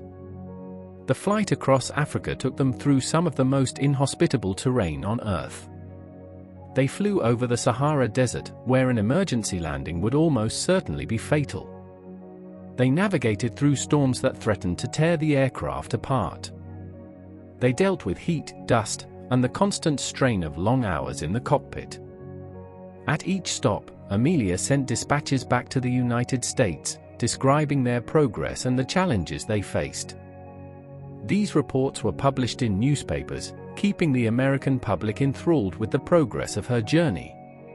People who would never fly themselves could experience the adventure vicariously through her words. From Africa, they flew to Karachi in British India, covering the Arabian Peninsula and the vast expanses of the Middle East. The distances were enormous, and the stops often lacked adequate facilities for servicing the Electra. Local mechanics did their best, but the sophisticated aircraft sometimes required parts that were unavailable in remote locations. From Karachi, they continued to Calcutta, then on to Rangoon in Burma, Bangkok in Thailand, and Singapore. Each city brought new adventures and new challenges. The heat in Southeast Asia was oppressive, and the monsoon season was approaching, bringing storms that could be deadly for aircraft. But Amelia kept flying, driven by determination and perhaps by a sense that time was running out. From Singapore, they flew to Bandung in the Dutch East Indies, where they were delayed for several days while mechanics worked on the Electra's instruments. The long-distance indicators, essential for navigation, were malfunctioning and needed repair. Amelia used the time to rest and prepare for the most challenging portion of the journey, the Pacific crossing. On June 27, 1937, they reached Port Darwin in northern Australia, having crossed the breadth of Southeast Asia. They had now flown approximately 22,000 miles, covering most of the globe. Only the Pacific Ocean remained, with its vast stretches of empty water and tiny specks of coral islands that would be nearly impossible to find if their navigation was off by even a small amount. From Darwin, they flew to Lae, New Guinea, arriving on June 29, 1937. Lae was a small town on the northeastern coast of the island, serving as the administrative center for the Australian-controlled territory. The airfield was primitive but adequate for the Electra. At Lae, Amelia and Noonan prepared for the longest and most dangerous leg of their journey, the 2,500-mile flight to Howland Island. This tiny coral atoll in the central Pacific was only about half a mile wide and 2 miles long, barely visible against the vast blue expanse of the ocean. Finding it would require navigation of extraordinary precision. To put the challenge in perspective, imagine trying to find a single grain of sand on a beach while blindfolded. The Pacific Ocean covers approximately 63 million square miles, and Howland Island occupies less than 1 square mile of that vast expanse. From the air, the island would appear as nothing more than a thin line of white against the endless blue, barely distinguishable from the white caps of the waves. Miss it by even a few miles, and you might fly right past without ever seeing it. The navigation methods available in 1937 were sophisticated for their time but primitive by modern standards. There was no GPS, no satellite navigation, no computer-assisted guidance. Fred Noonan would have to rely on celestial navigation, taking sightings of the sun, moon, and stars with a sextant and calculating their position through complex mathematical formulas. Dead reckoning, which involved tracking their position based on compass heading, airspeed, and elapsed time, would fill the gaps when celestial observation was impossible. Both methods required skill, experience, and favorable conditions to be accurate. Howland Island had been selected as a refueling stop specifically for Amelia's flight. The island belonged to the United States, one of several remote Pacific islands that had been claimed by American guano mining companies in the 19th century and later taken over by the federal government. In preparation for Amelia's arrival, workers had constructed a rudimentary airstrip on the island's sandy surface, grading the runway to accommodate the Electra's landing gear. The United States Coast Guard cutter Itasca had been positioned near the island to provide radio navigation assistance and to rescue the flyers if they had to ditch in the ocean. The Itasca was a 250-foot cutter, one of the newer vessels in the Coast Guard fleet, equipped with radio equipment and small boats for rescue operations. Her crew had been briefed on their role in the flight and stood ready to assist in any way they could. Commander Warner K. Thompson commanded the Itasca and took his responsibilities seriously. He understood that the success of Amelia's flight might depend on his ability to guide her to the island. His radio operators maintained a constant watch, ready to transmit homing signals and receive messages from the approaching aircraft. The Itasca's crew had also stockpiled fuel for the Electra, preparing for the aircraft's arrival and quick departure toward Hawaii. On July 2, 1937, at 10 a.m. local time, which was midnight Greenwich Mean Time on July 2, Amelia Earhart and Fred Noonan took off from Lae Airfield in their heavily loaded Electra. The aircraft carried approximately 1,100 gallons of fuel, enough for about 20 to 21 hours of flight. The distance to Howland Island was approximately 2,500 miles, which would require about 18 to 19 hours of flight time under normal conditions. This left a margin of 2 to 3 hours of fuel, assuming no adverse headwinds or navigational errors. The margin was slim, perhaps too slim given the uncertainties involved. Headwinds could significantly increase fuel consumption and flight time. Navigational errors could cause them to miss the island entirely and force a search that would burn precious fuel. Any mechanical problems that reduced the Electra's efficiency could eliminate the safety margin altogether. But the alternative was to wait indefinitely for perfect conditions that might never come, and Amelia was not one for indefinite waiting. The weather forecast called for headwinds and cloudy skies for part of the route, but conditions were deemed acceptable for the flight. Amelia and Noonan had been waiting for favorable weather, and this seemed to be as good as they could expect. They lifted off from the Leh airstrip, the Electra heavy with fuel, and climbed slowly into the tropical sky.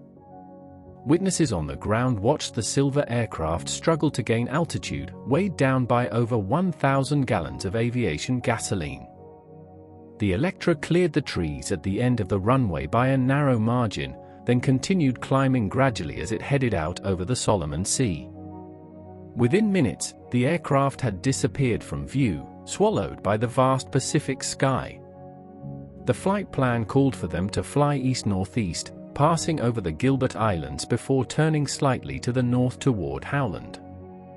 Along the way, they would use celestial navigation to determine their position, taking sightings of the sun during the day and stars at night.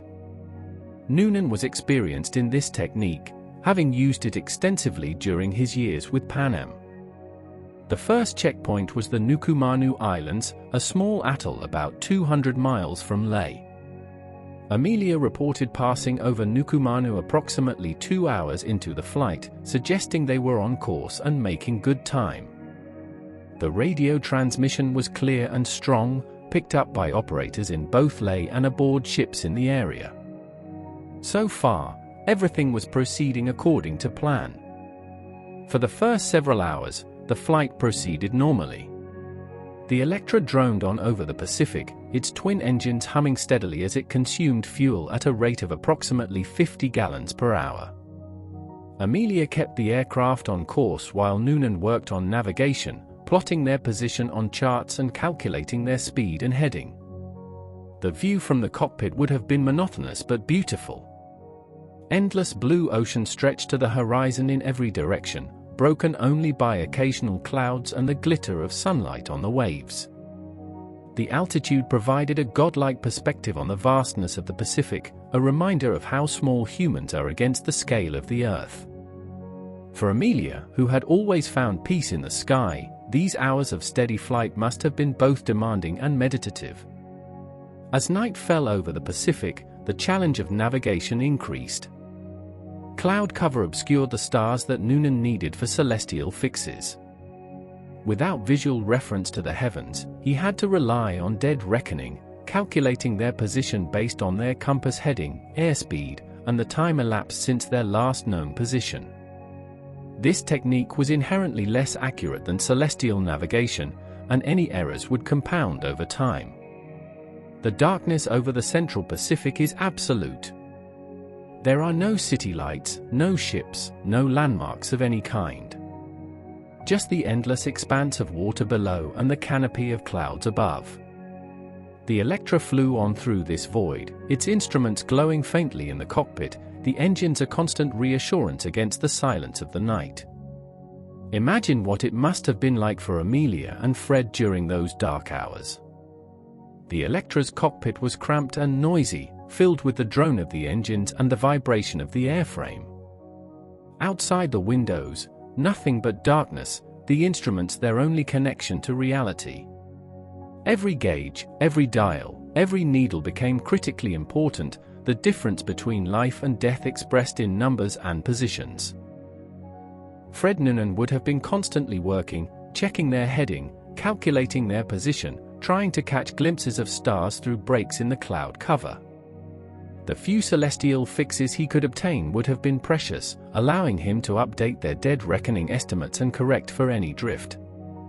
But as the hours passed and the clouds persisted, his uncertainty about their exact position would have grown. At 2:45 a.m. Howland Island time on July 2, 1937, radio operators aboard the Itasca received the first voice transmission from Amelia. Her message indicated that she was flying at 1,000 feet altitude due to overcast skies. She reported their position as approximately 200 miles out from Howland Island. The signal was strong and clear, suggesting the aircraft was indeed approaching. The crew of the Itasca was encouraged by this transmission. 200 miles was only about an hour and a half of flight time at the Electra's cruising speed. Soon, Amelia would be overhead, and the most dangerous leg of her journey would be complete. They prepared for her arrival, checking the fuel supplies and readying the ground crew. The relief aboard the Itasca was palpable. After days of waiting and preparation, the mission was almost complete. The officers and crew had been briefed on the importance of their role, and they understood that the success of Amelia's historic flight might depend on their performance. Now, with the Electra apparently approaching, they dared to hope that everything would go according to plan. The crew of the Itasca had done everything possible to prepare for Amelia's arrival. They had stockpiled aviation fuel on Howland Island, arranging for the delivery of hundreds of gallons of gasoline and oil. They had positioned their ship to provide the best possible radio coverage of the approach route. They had prepared signal fires and smoke generators to help mark the island's position. They had even arranged for aircraft from the aircraft carrier Lexington to be on standby in case search and rescue operations became necessary. Every contingency that could be anticipated had been planned for. Over the next several hours, the Itasca received multiple transmissions from the Electra. The messages were fragmentary, often cut off before Amelia finished speaking. At 6:15 a.m., she reported, "We are about 100 miles out." The radio operators tried repeatedly to establish two-way communication, but Amelia appeared unable to hear their responses. Her radio receiver seemed to be malfunctioning, or perhaps she was on the wrong frequency. This communication breakdown was critical. If Amelia could hear the Itasca's transmissions, they could provide her with directions, help her home in on their position, guide her to the island. But without two-way communication, the Itasca was reduced to transmitting blindly, hoping that something would get through. They broadcast continuously, they made smoke to mark their position, they did everything they could think of to attract the aircraft's attention. But Amelia seemed to be flying deaf. The radio operators aboard the Itasca grew increasingly frustrated as the morning progressed. They could hear Amelia's voice clearly, could sense the concern and urgency in her transmissions, but they could not reach her. Chief radioman Leo G. Bellart worked the equipment constantly, trying different frequencies, adjusting power levels, doing everything in his training and experience suggested might help. But the one-way communication continued, mocking their efforts. At 7:42 a.m., Amelia transmitted, "We must be on you but cannot see you. But gas is running low. Been unable to reach you by radio. We are flying at altitude 1,000 feet." The frustration and concern in her voice was evident even through the static.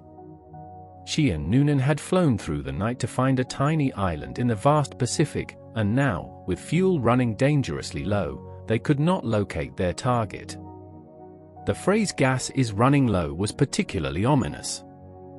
They had started with approximately 20 to 21 hours of fuel, and they had been flying for about 19 hours. Even accounting for favorable conditions, they could not have much reserve remaining. Every minute they spent searching was a minute closer to an empty tank and a forced landing in the ocean. Commander Thompson ordered his crew to make maximum effort to contact the aircraft. Black smoke was generated to mark the ship's position, creating a plume that should have been visible for miles. Radio operators transmitted on every frequency they could reach, hoping that one of their signals would break through to Amelia. The ship's whistle was blown, though the sound would not carry far enough to be useful. Every method available was employed, and still the communication remained frustratingly one-sided. The Itasca tried everything to help. They broadcast radio signals for the Electra to home in on, they made smoke to mark their position, they transmitted continuously on multiple frequencies. But the communication was tragically one-way. Amelia could transmit, but she apparently could not receive. She had no way of knowing that the Itasca was desperately trying to guide her in. At 7:58 a.m., Amelia transmitted, "We are circling but cannot see island. Cannot hear you. Go ahead on 7,500 kilocycles either now or on the scheduled time on half hour. She was asking for transmissions on a specific frequency, suggesting that she was trying to use her radio direction finder to locate the Itasca's signal. But her direction finder required a certain type of antenna, possibly the trailing wire antenna that had been removed from the aircraft. The Itasca's radio direction finder operator attempted to take a bearing on Amelia's transmissions, hoping to determine the direction from which her signals were coming. But her transmissions were too brief, lasting only seconds before cutting off, and the operator could not obtain an accurate bearing. The equipment of the era required sustained transmissions to determine direction, and Amelia's brief, fragmentary messages were insufficient. At 8:43 a.m., the Itasca received what would be the last verified transmission from Amelia Earhart. She reported, "We are on the line 157-337. We will repeat this message. We will repeat this on 6,210 kilocycles. Wait." The line 157-337 was a navigational reference, indicating that she believed they were somewhere along a line running 157 degrees to 337 degrees from Howland Island. This line ran roughly northwest to southeast through the island. But Amelia never repeated the message. After 8:43 a.m., the radio went silent. The final transmission has been analyzed endlessly by researchers trying to understand what happened. The line of position Amelia reported suggests she had taken a sun line and determined that she was somewhere along that bearing from Howland. But a line of position tells you only that you are somewhere along that line, not where on the line you are. She could have been north of the island, south of the island, or flying directly over it. Without a second line of position to cross the first, her exact location remained uncertain. The Itasca immediately began a search of the surrounding waters. Lookouts scanned the horizon for any sign of the Silver Electra. The ship's crew prepared to launch boats if the aircraft was spotted in the water. But there was nothing. The ocean stretched to the horizon in every direction, empty and silent. The search for Amelia Earhart and Fred Noonan became one of the largest and most expensive in history up to that time. The United States Navy deployed the battleship Colorado, the aircraft carrier Lexington, and numerous other vessels and aircraft. They searched an area of approximately 250,000 square miles over a period of 16 days. The cost was estimated at over $4 million, an enormous sum in 1937. The Colorado arrived in the search area on July 7, 1937, and immediately launched its floatplanes to begin a systematic search. The ship carried 3 Vought 03U Corsair observation aircraft, which could cover much more area than the Itasca's crew alone. The pilots flew grid patterns over the ocean, looking for any sign of wreckage or survivors. They found nothing. The Lexington arrived on July 13, adding dozens more aircraft to the effort. The aircraft carrier was one of the largest ships in the Navy, capable of launching and recovering dozens of aircraft. Her air group flew relentless search patterns, covering thousands of square miles of empty ocean. They photographed every island in the vicinity, examined every suspicious shape in the water, followed up on every reported sighting. They found nothing. Despite the massive effort, no trace of Amelia Earhart, Fred Noonan, or the Lockheed Electra was ever found. The official search was called off on July 19, 1937. The Navy concluded that the aircraft had run out of fuel and gone down in the Pacific, somewhere near Howland Island. Neither the aircraft nor the crew were recovered. The disappearance of Amelia Earhart became one of the greatest mysteries of the 20th century. What happened to her? Where did she go down? Did she survive the crash? These questions have occupied researchers, historians, and conspiracy theorists for decades. The most widely accepted theory is the one that the official search concluded that the Electra ran out of fuel and crashed into the Pacific Ocean somewhere near Howland Island. The aircraft would have sunk quickly in the deep waters, coming to rest thousands of feet below the surface where it would be virtually impossible to find. The crew, if they survived the crash, would have had little chance of rescue in the vast emptiness of the Central Pacific. This theory is supported by the radio transmissions received by the Itasca, which indicate that Amelia was searching for the island and running low on fuel. Her final transmission suggested she was somewhere along a line running through Howland Island, but whether she was north or south of the island, or how far away, could not be determined. The ocean in that area is extremely deep, in some places over 18,000 feet, making any wreckage virtually unrecoverable even with modern technology. However, other theories have emerged over the years. One theory, known as the Garner Island hypothesis, suggests that Amelia and Noonan may have landed on Garner Island, now called Niquimero, about 350 miles southeast of Howland Island. This theory is based on post-loss radio signals that some researchers believe came from the Electra, as well as evidence found on the island in subsequent years. Niquimero is an uninhabited coral atoll, roughly 4 miles long and about a mile wide. It was a relatively flat island with a lagoon in the center, surrounded by coral reef. In 1937, it was uninhabited but had been visited periodically by ships and exploration parties. According to this theory, Amelia and Noonan landed on the island's reef, which would have been exposed at low tide, and survived for some time as castaways before eventually perishing. The theory proposes that after failing to find Howland Island, Amelia turned southeast along her line of position and flew until she spotted Niquimero. The island's lagoon was too shallow for landing, but the surrounding reef would have been exposed at low tide, providing a relatively flat surface for a wheels-up landing. If Amelia managed to set the Electra down on the reef without serious injury, she and Noonan might have survived the landing and made their way onto the island. Evidence cited in support of this theory includes bones found on the island in 1940, which were examined and later lost, as well as artifacts that might have belonged to a Western woman of the 1930s. The bones were discovered by a British colonial officer named Gerald Gallagher, who was surveying the island for potential settlement.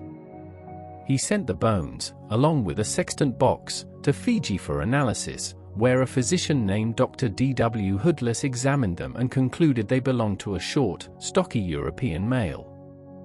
However, modern analysis of Hoodless's measurement suggests he may have been wrong, and that the bones might actually have belonged to a tall woman of Northern European ancestry, which would be consistent with Amelia Earhart. Researchers have also pointed to reports from colonists who settled on the island in 1939, who told stories of finding signs of previous habitation.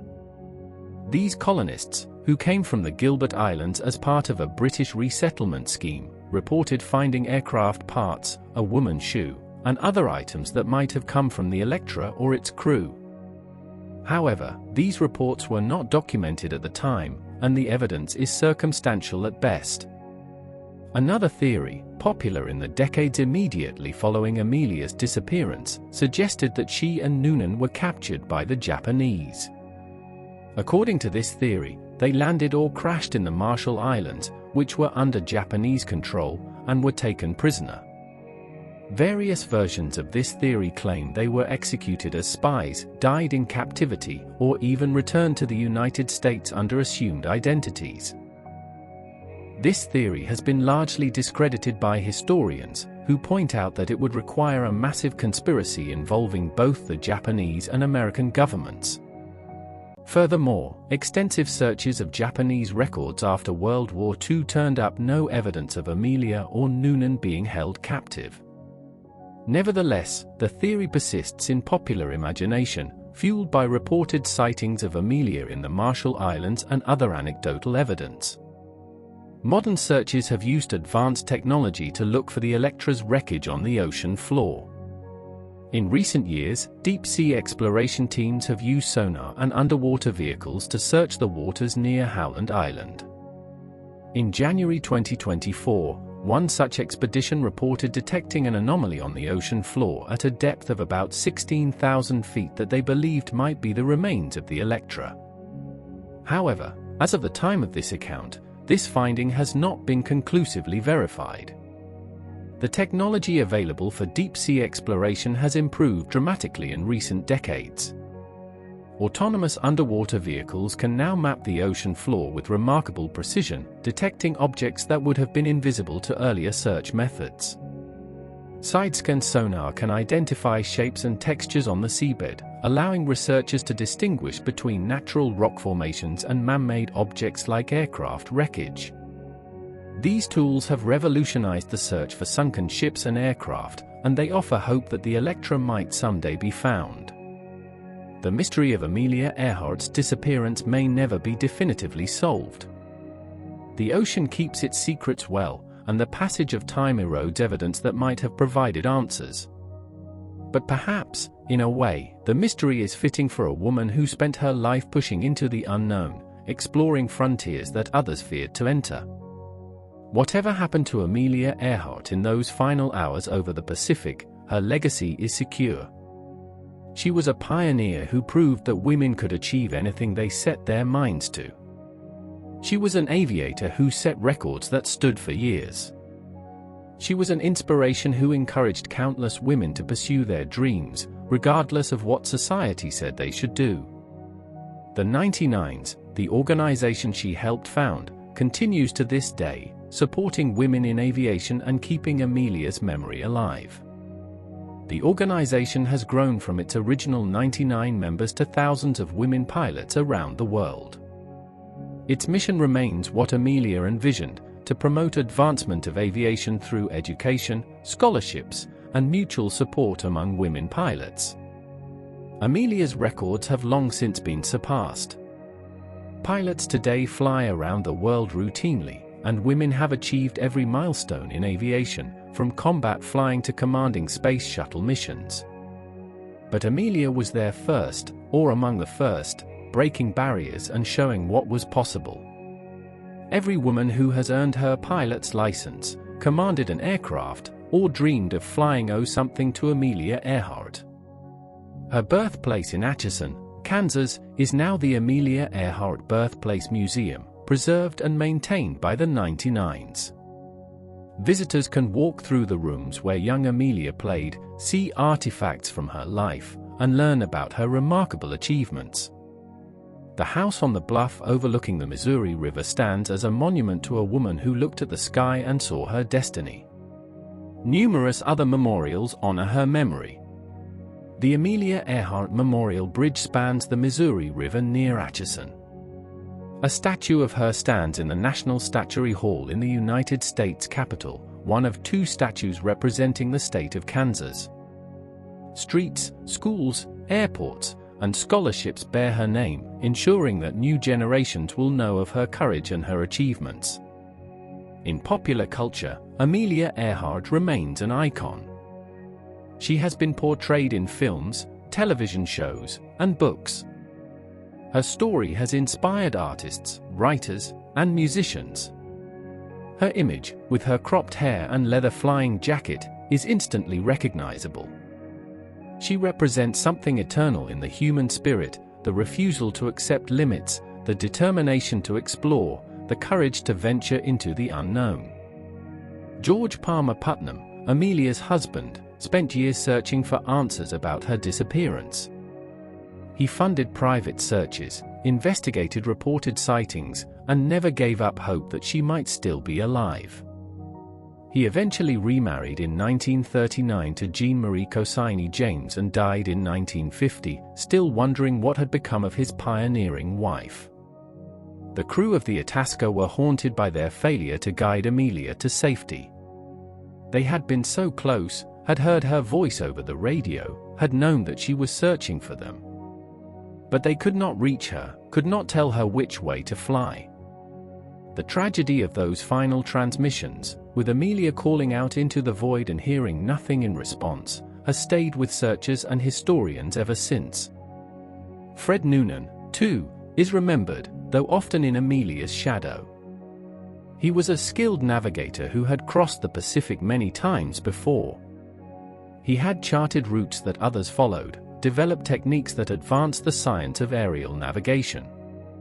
His contribution to the world flight was essential, and his loss was mourned by those who knew his abilities. The Lockheed Electra 10E, registration NR16020, was a fine aircraft that served Amelia well throughout most of her final journey.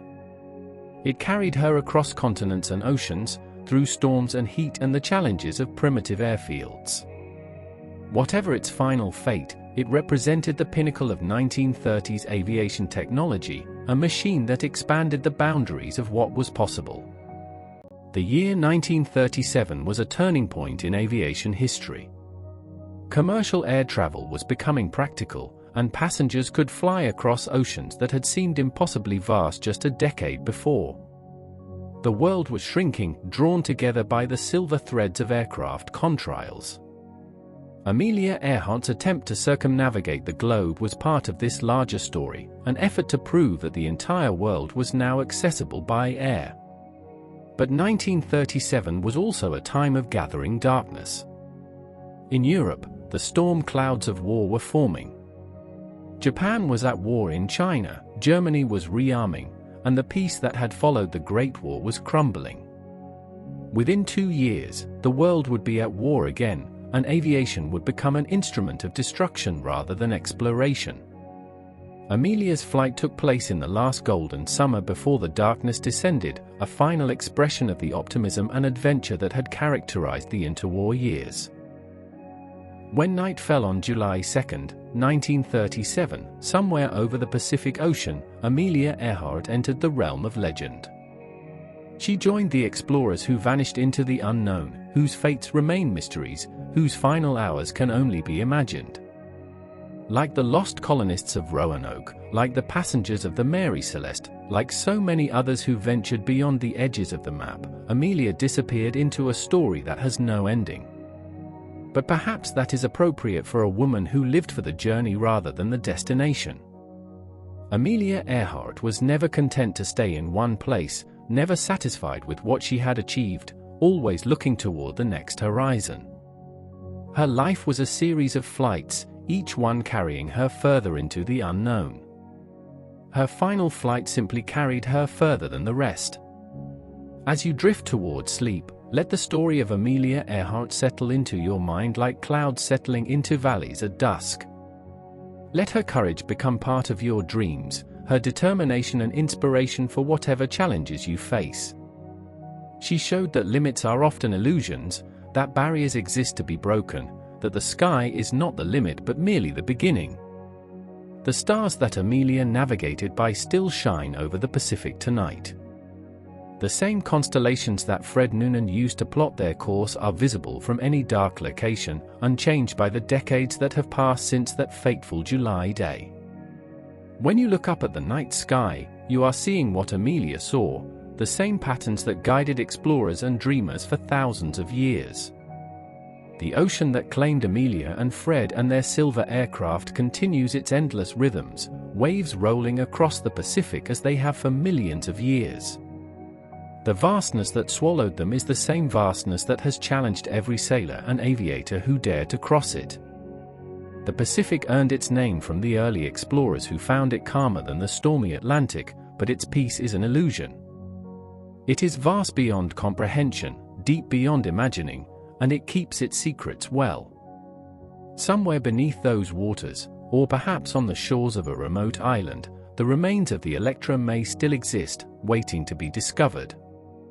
Researchers continue to search, driven by the same curiosity that drove Amelia herself. Perhaps someday the mystery will be solved, and we will know exactly what happened in those final hours. Or perhaps the mystery will endure forever, a reminder that some questions have no answers. What we do know is that Amelia Earhart lived fully and fearlessly. She pursued her dreams with a determination that inspired millions. She proved that women could achieve anything they set their minds to. She became a symbol of courage and independence that transcends her era and speaks to every generation. Her final flight may have ended in tragedy, but her story continues. Every woman who earns her pilot's license, every girl who dreams of flying, every person who refuses to accept arbitrary limits on what they can achieve is part of Amelia's legacy. She opened doors that can never be closed, broke barriers that can never be rebuilt, and showed the world what one determined woman could accomplish. And so, as you settle deeper into rest, carry with you the spirit of Amelia Earhart. Let her courage inspire you to face whatever challenges await. Let her determination remind you that obstacles are meant to be overcome. Let her love of flight carry you into peaceful dreams, soaring above the clouds on silver wings. The night embraces you now, soft and peaceful as a summer evening. Let your thoughts drift like aircraft on a gentle wind.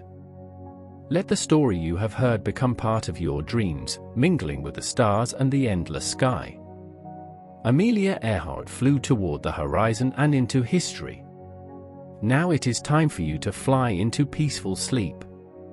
Rest well, dear listener. The sky will be there tomorrow, full of possibility and wonder, waiting for those brave enough to explore it. For now, let the quiet settle around you. Let the peace of the night carry you into dreams. And if you found this journey worthwhile, if it helped you relax and drift toward sleep, consider liking, subscribing, or sharing your thoughts below. It helps other restless souls find their way to these peaceful shores. But for now, simply rest. Simply breathe. Simply let the story of Amelia Earhart, pioneer of the sky, become part of your own journey through the night. The impact of Amelia Earhart's disappearance on the world was immediate and profound. Newspapers around the globe carried headlines about the missing aviator. Radio stations interrupted their programming to broadcast updates on the search. People who had never met Amelia Earhart felt personally affected by her loss, as if a member of their own family had vanished into the unknown. In the United States, the disappearance dominated public attention for weeks. President Franklin D. Roosevelt authorized the extensive naval search that followed, committing resources that some critics considered excessive for the search for two private citizens. But Roosevelt understood what Amelia Earhart meant to the American people. She was more than just a pilot. She was a symbol of American courage and determination, and her loss was felt as a national tragedy. George Putnam refused to give up hope for years after the official search ended. He funded private expeditions to search for traces of Amelia in the Pacific, following up on every reported sighting and every rumor. He hired investigators to examine claims from people who said they had information about her fate. He wrote letters to government officials, urging them to continue the search. His devotion to finding his wife, or at least learning what had happened to her, consumed much of the rest of his life.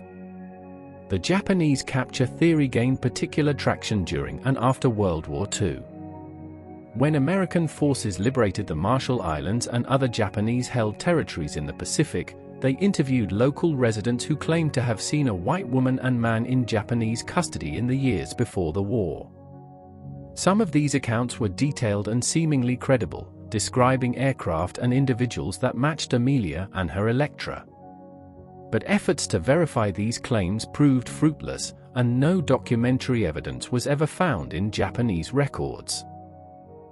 One of the most persistent versions of this theory suggested that Amelia had been on a secret mission for the American government, using her world flight as cover for aerial reconnaissance of Japanese military installations in the Pacific. According to this theory, she deliberately flew off course to photograph Japanese fortifications, was detected and forced down, and was subsequently captured or killed.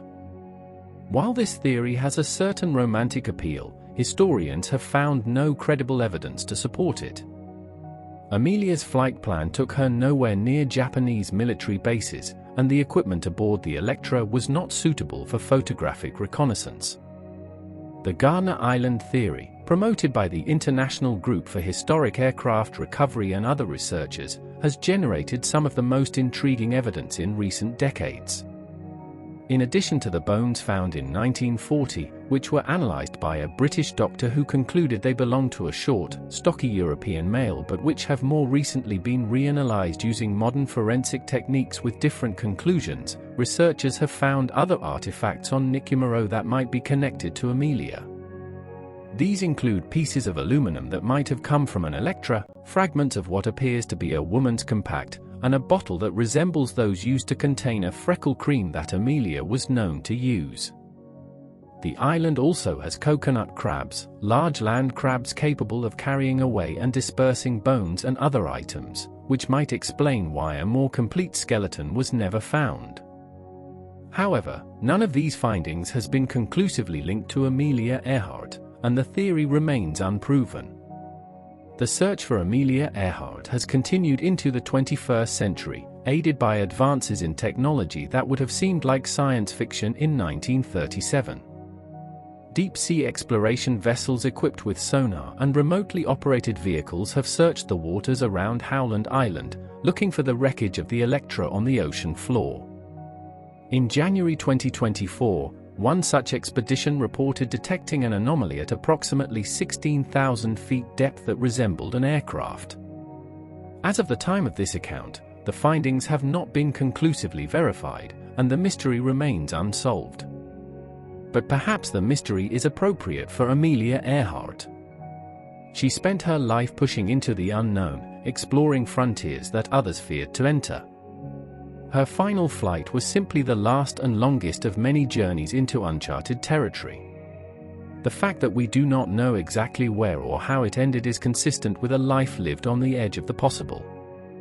What we do know is that Amelia Earhart changed the world. She proved that women could accomplish anything they set their minds to, that courage and determination could overcome any obstacle, that the sky was not a limit but an invitation. Her example inspired generations of women to pursue careers in aviation and other fields that had been closed to them. Her records, long since surpassed, opened doors that will never be closed again. The 99s, the organization she helped found in 1929, continues to support women in aviation today. The organization has grown from its original 99 members to thousands of women pilots around the world. It provides scholarships, mentoring, and networking opportunities for female aviators, continuing the work that Amelia began nearly a century ago. Every woman who earns her pilot's license, every female airline captain, every woman astronaut, owes something to the legacy of Amelia Earhart. Her birthplace in Atchison, Kansas, is now the Amelia Earhart Birthplace Museum, maintained by the 99s as a tribute to their founder. Visitors can walk through the rooms where young Amelia played and dreamed, see artifacts from her remarkable life, and learn about her achievements. The house on the bluff overlooking the Missouri River stands as a monument to possibility, a reminder that greatness can come from anywhere and that dreams are worth pursuing regardless of what society says is possible. The Lockheed Vega 5B, in which Amelia flew solo across the Atlantic in 1932, is now on display at the Smithsonian National Air and Space Museum in Washington, D.C. The red aircraft, with its elegant lines and powerful engine, represents a turning point in aviation history. Visitors can see the actual cockpit where Amelia sat through those harrowing hours over the Atlantic, fighting ice and fumes and mechanical problems to become the first woman to fly solo across the ocean. Statues of Amelia Earhart stand in locations around the world. In the United States Capitol, her statue represents the state of Kansas in the National Statuary Hall. In Atchison, a monument marks her birthplace and celebrates her achievements. In Derry, Northern Ireland, a statue commemorates her landing after the 1932 transatlantic flight. These monuments ensure that her memory will endure, that future generations will know of her courage and her accomplishments. Schools, airports, bridges, and streets bear her name across America and around the world. The Amelia Earhart Memorial Bridge spans the Missouri River near her birthplace. Amelia Earhart elementary schools teach children in multiple states. Scholarships in her name help young women pursue careers in aviation and aerospace. Her legacy is woven into the fabric of American life in ways both large and small. In popular culture, Amelia Earhart remains an enduring figure. She has been portrayed in films, television shows, books, and documentaries. Actors have brought her to life on screen, interpreting her personality and her accomplishments for new generations. Writers have explored her story from every angle, from meticulously researched biographies to speculative fiction about her fate. Musicians have written songs about her, artists have painted her portrait, and her image appears on stamps and coins. She has become an archetype, the woman who refused to be constrained, who flew toward the horizon and into legend. The questions surrounding her disappearance have made her an even more compelling figure. The mystery adds a dimension to her story that a simple successful landing could not have provided. We wonder what happened to her in those final hours. We imagine her searching desperately for a tiny island in the vast Pacific. We feel the tragedy of a life cut short at the height of its achievement. The unknown elements of her fate invite us to engage with her story in ways that a fully documented life might not. But ultimately, the mystery of her death matters less than the certainty of her life.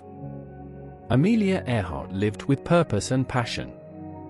She set goals and achieved them.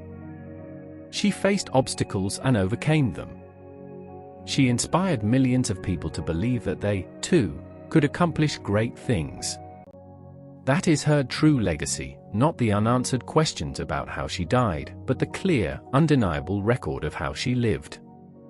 The remarkable life of Amelia Mary Earhart began on July 24, 1897, in the quiet town of Atchison, Kansas, and ended somewhere over the vast Pacific Ocean on July 2, 1937.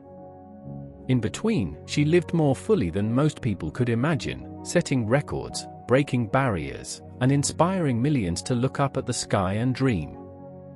She was the first woman to fly solo across the Atlantic Ocean. She was the first person to fly solo from Hawaii to the United States mainland. She set altitude records and speed records. She helped found the 99s and championed the cause of women in aviation throughout her career. She wrote books and gave lectures, spreading the gospel of flight to those who would never leave the ground. But more than any single achievement, Amelia Earhart represented the human spirit at its finest. She refused to accept that anything was impossible. She believed that courage and determination could overcome any obstacle. She showed the world that women were capable of achievements that society said were beyond them. Her disappearance over the Pacific remains one of the great mysteries of the 20th century. Theories abound about what happened to her and Fred Noonan in those final hours. Some believe they crashed at sea and sank beneath the waves, their aircraft swallowed by the Pacific's immense depths. Others believe they landed on a remote island and survived for a time as castaways, eking out an existence on coconuts and rainwater until their strength gave out. Still others maintain that they were captured by the Japanese and held prisoner, their fates concealed by the fog of war and international politics. The truth may never be known. But the mystery of her death should not overshadow the certainty of her life. Amelia Earhart lived with purpose and passion. She pursued her dreams relentlessly, refusing to let fear or convention hold her back.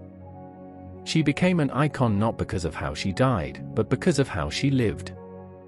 In her own words, from her book The Fun of It, published in 1932, she wrote, "Courage is the price that life exacts for granting peace.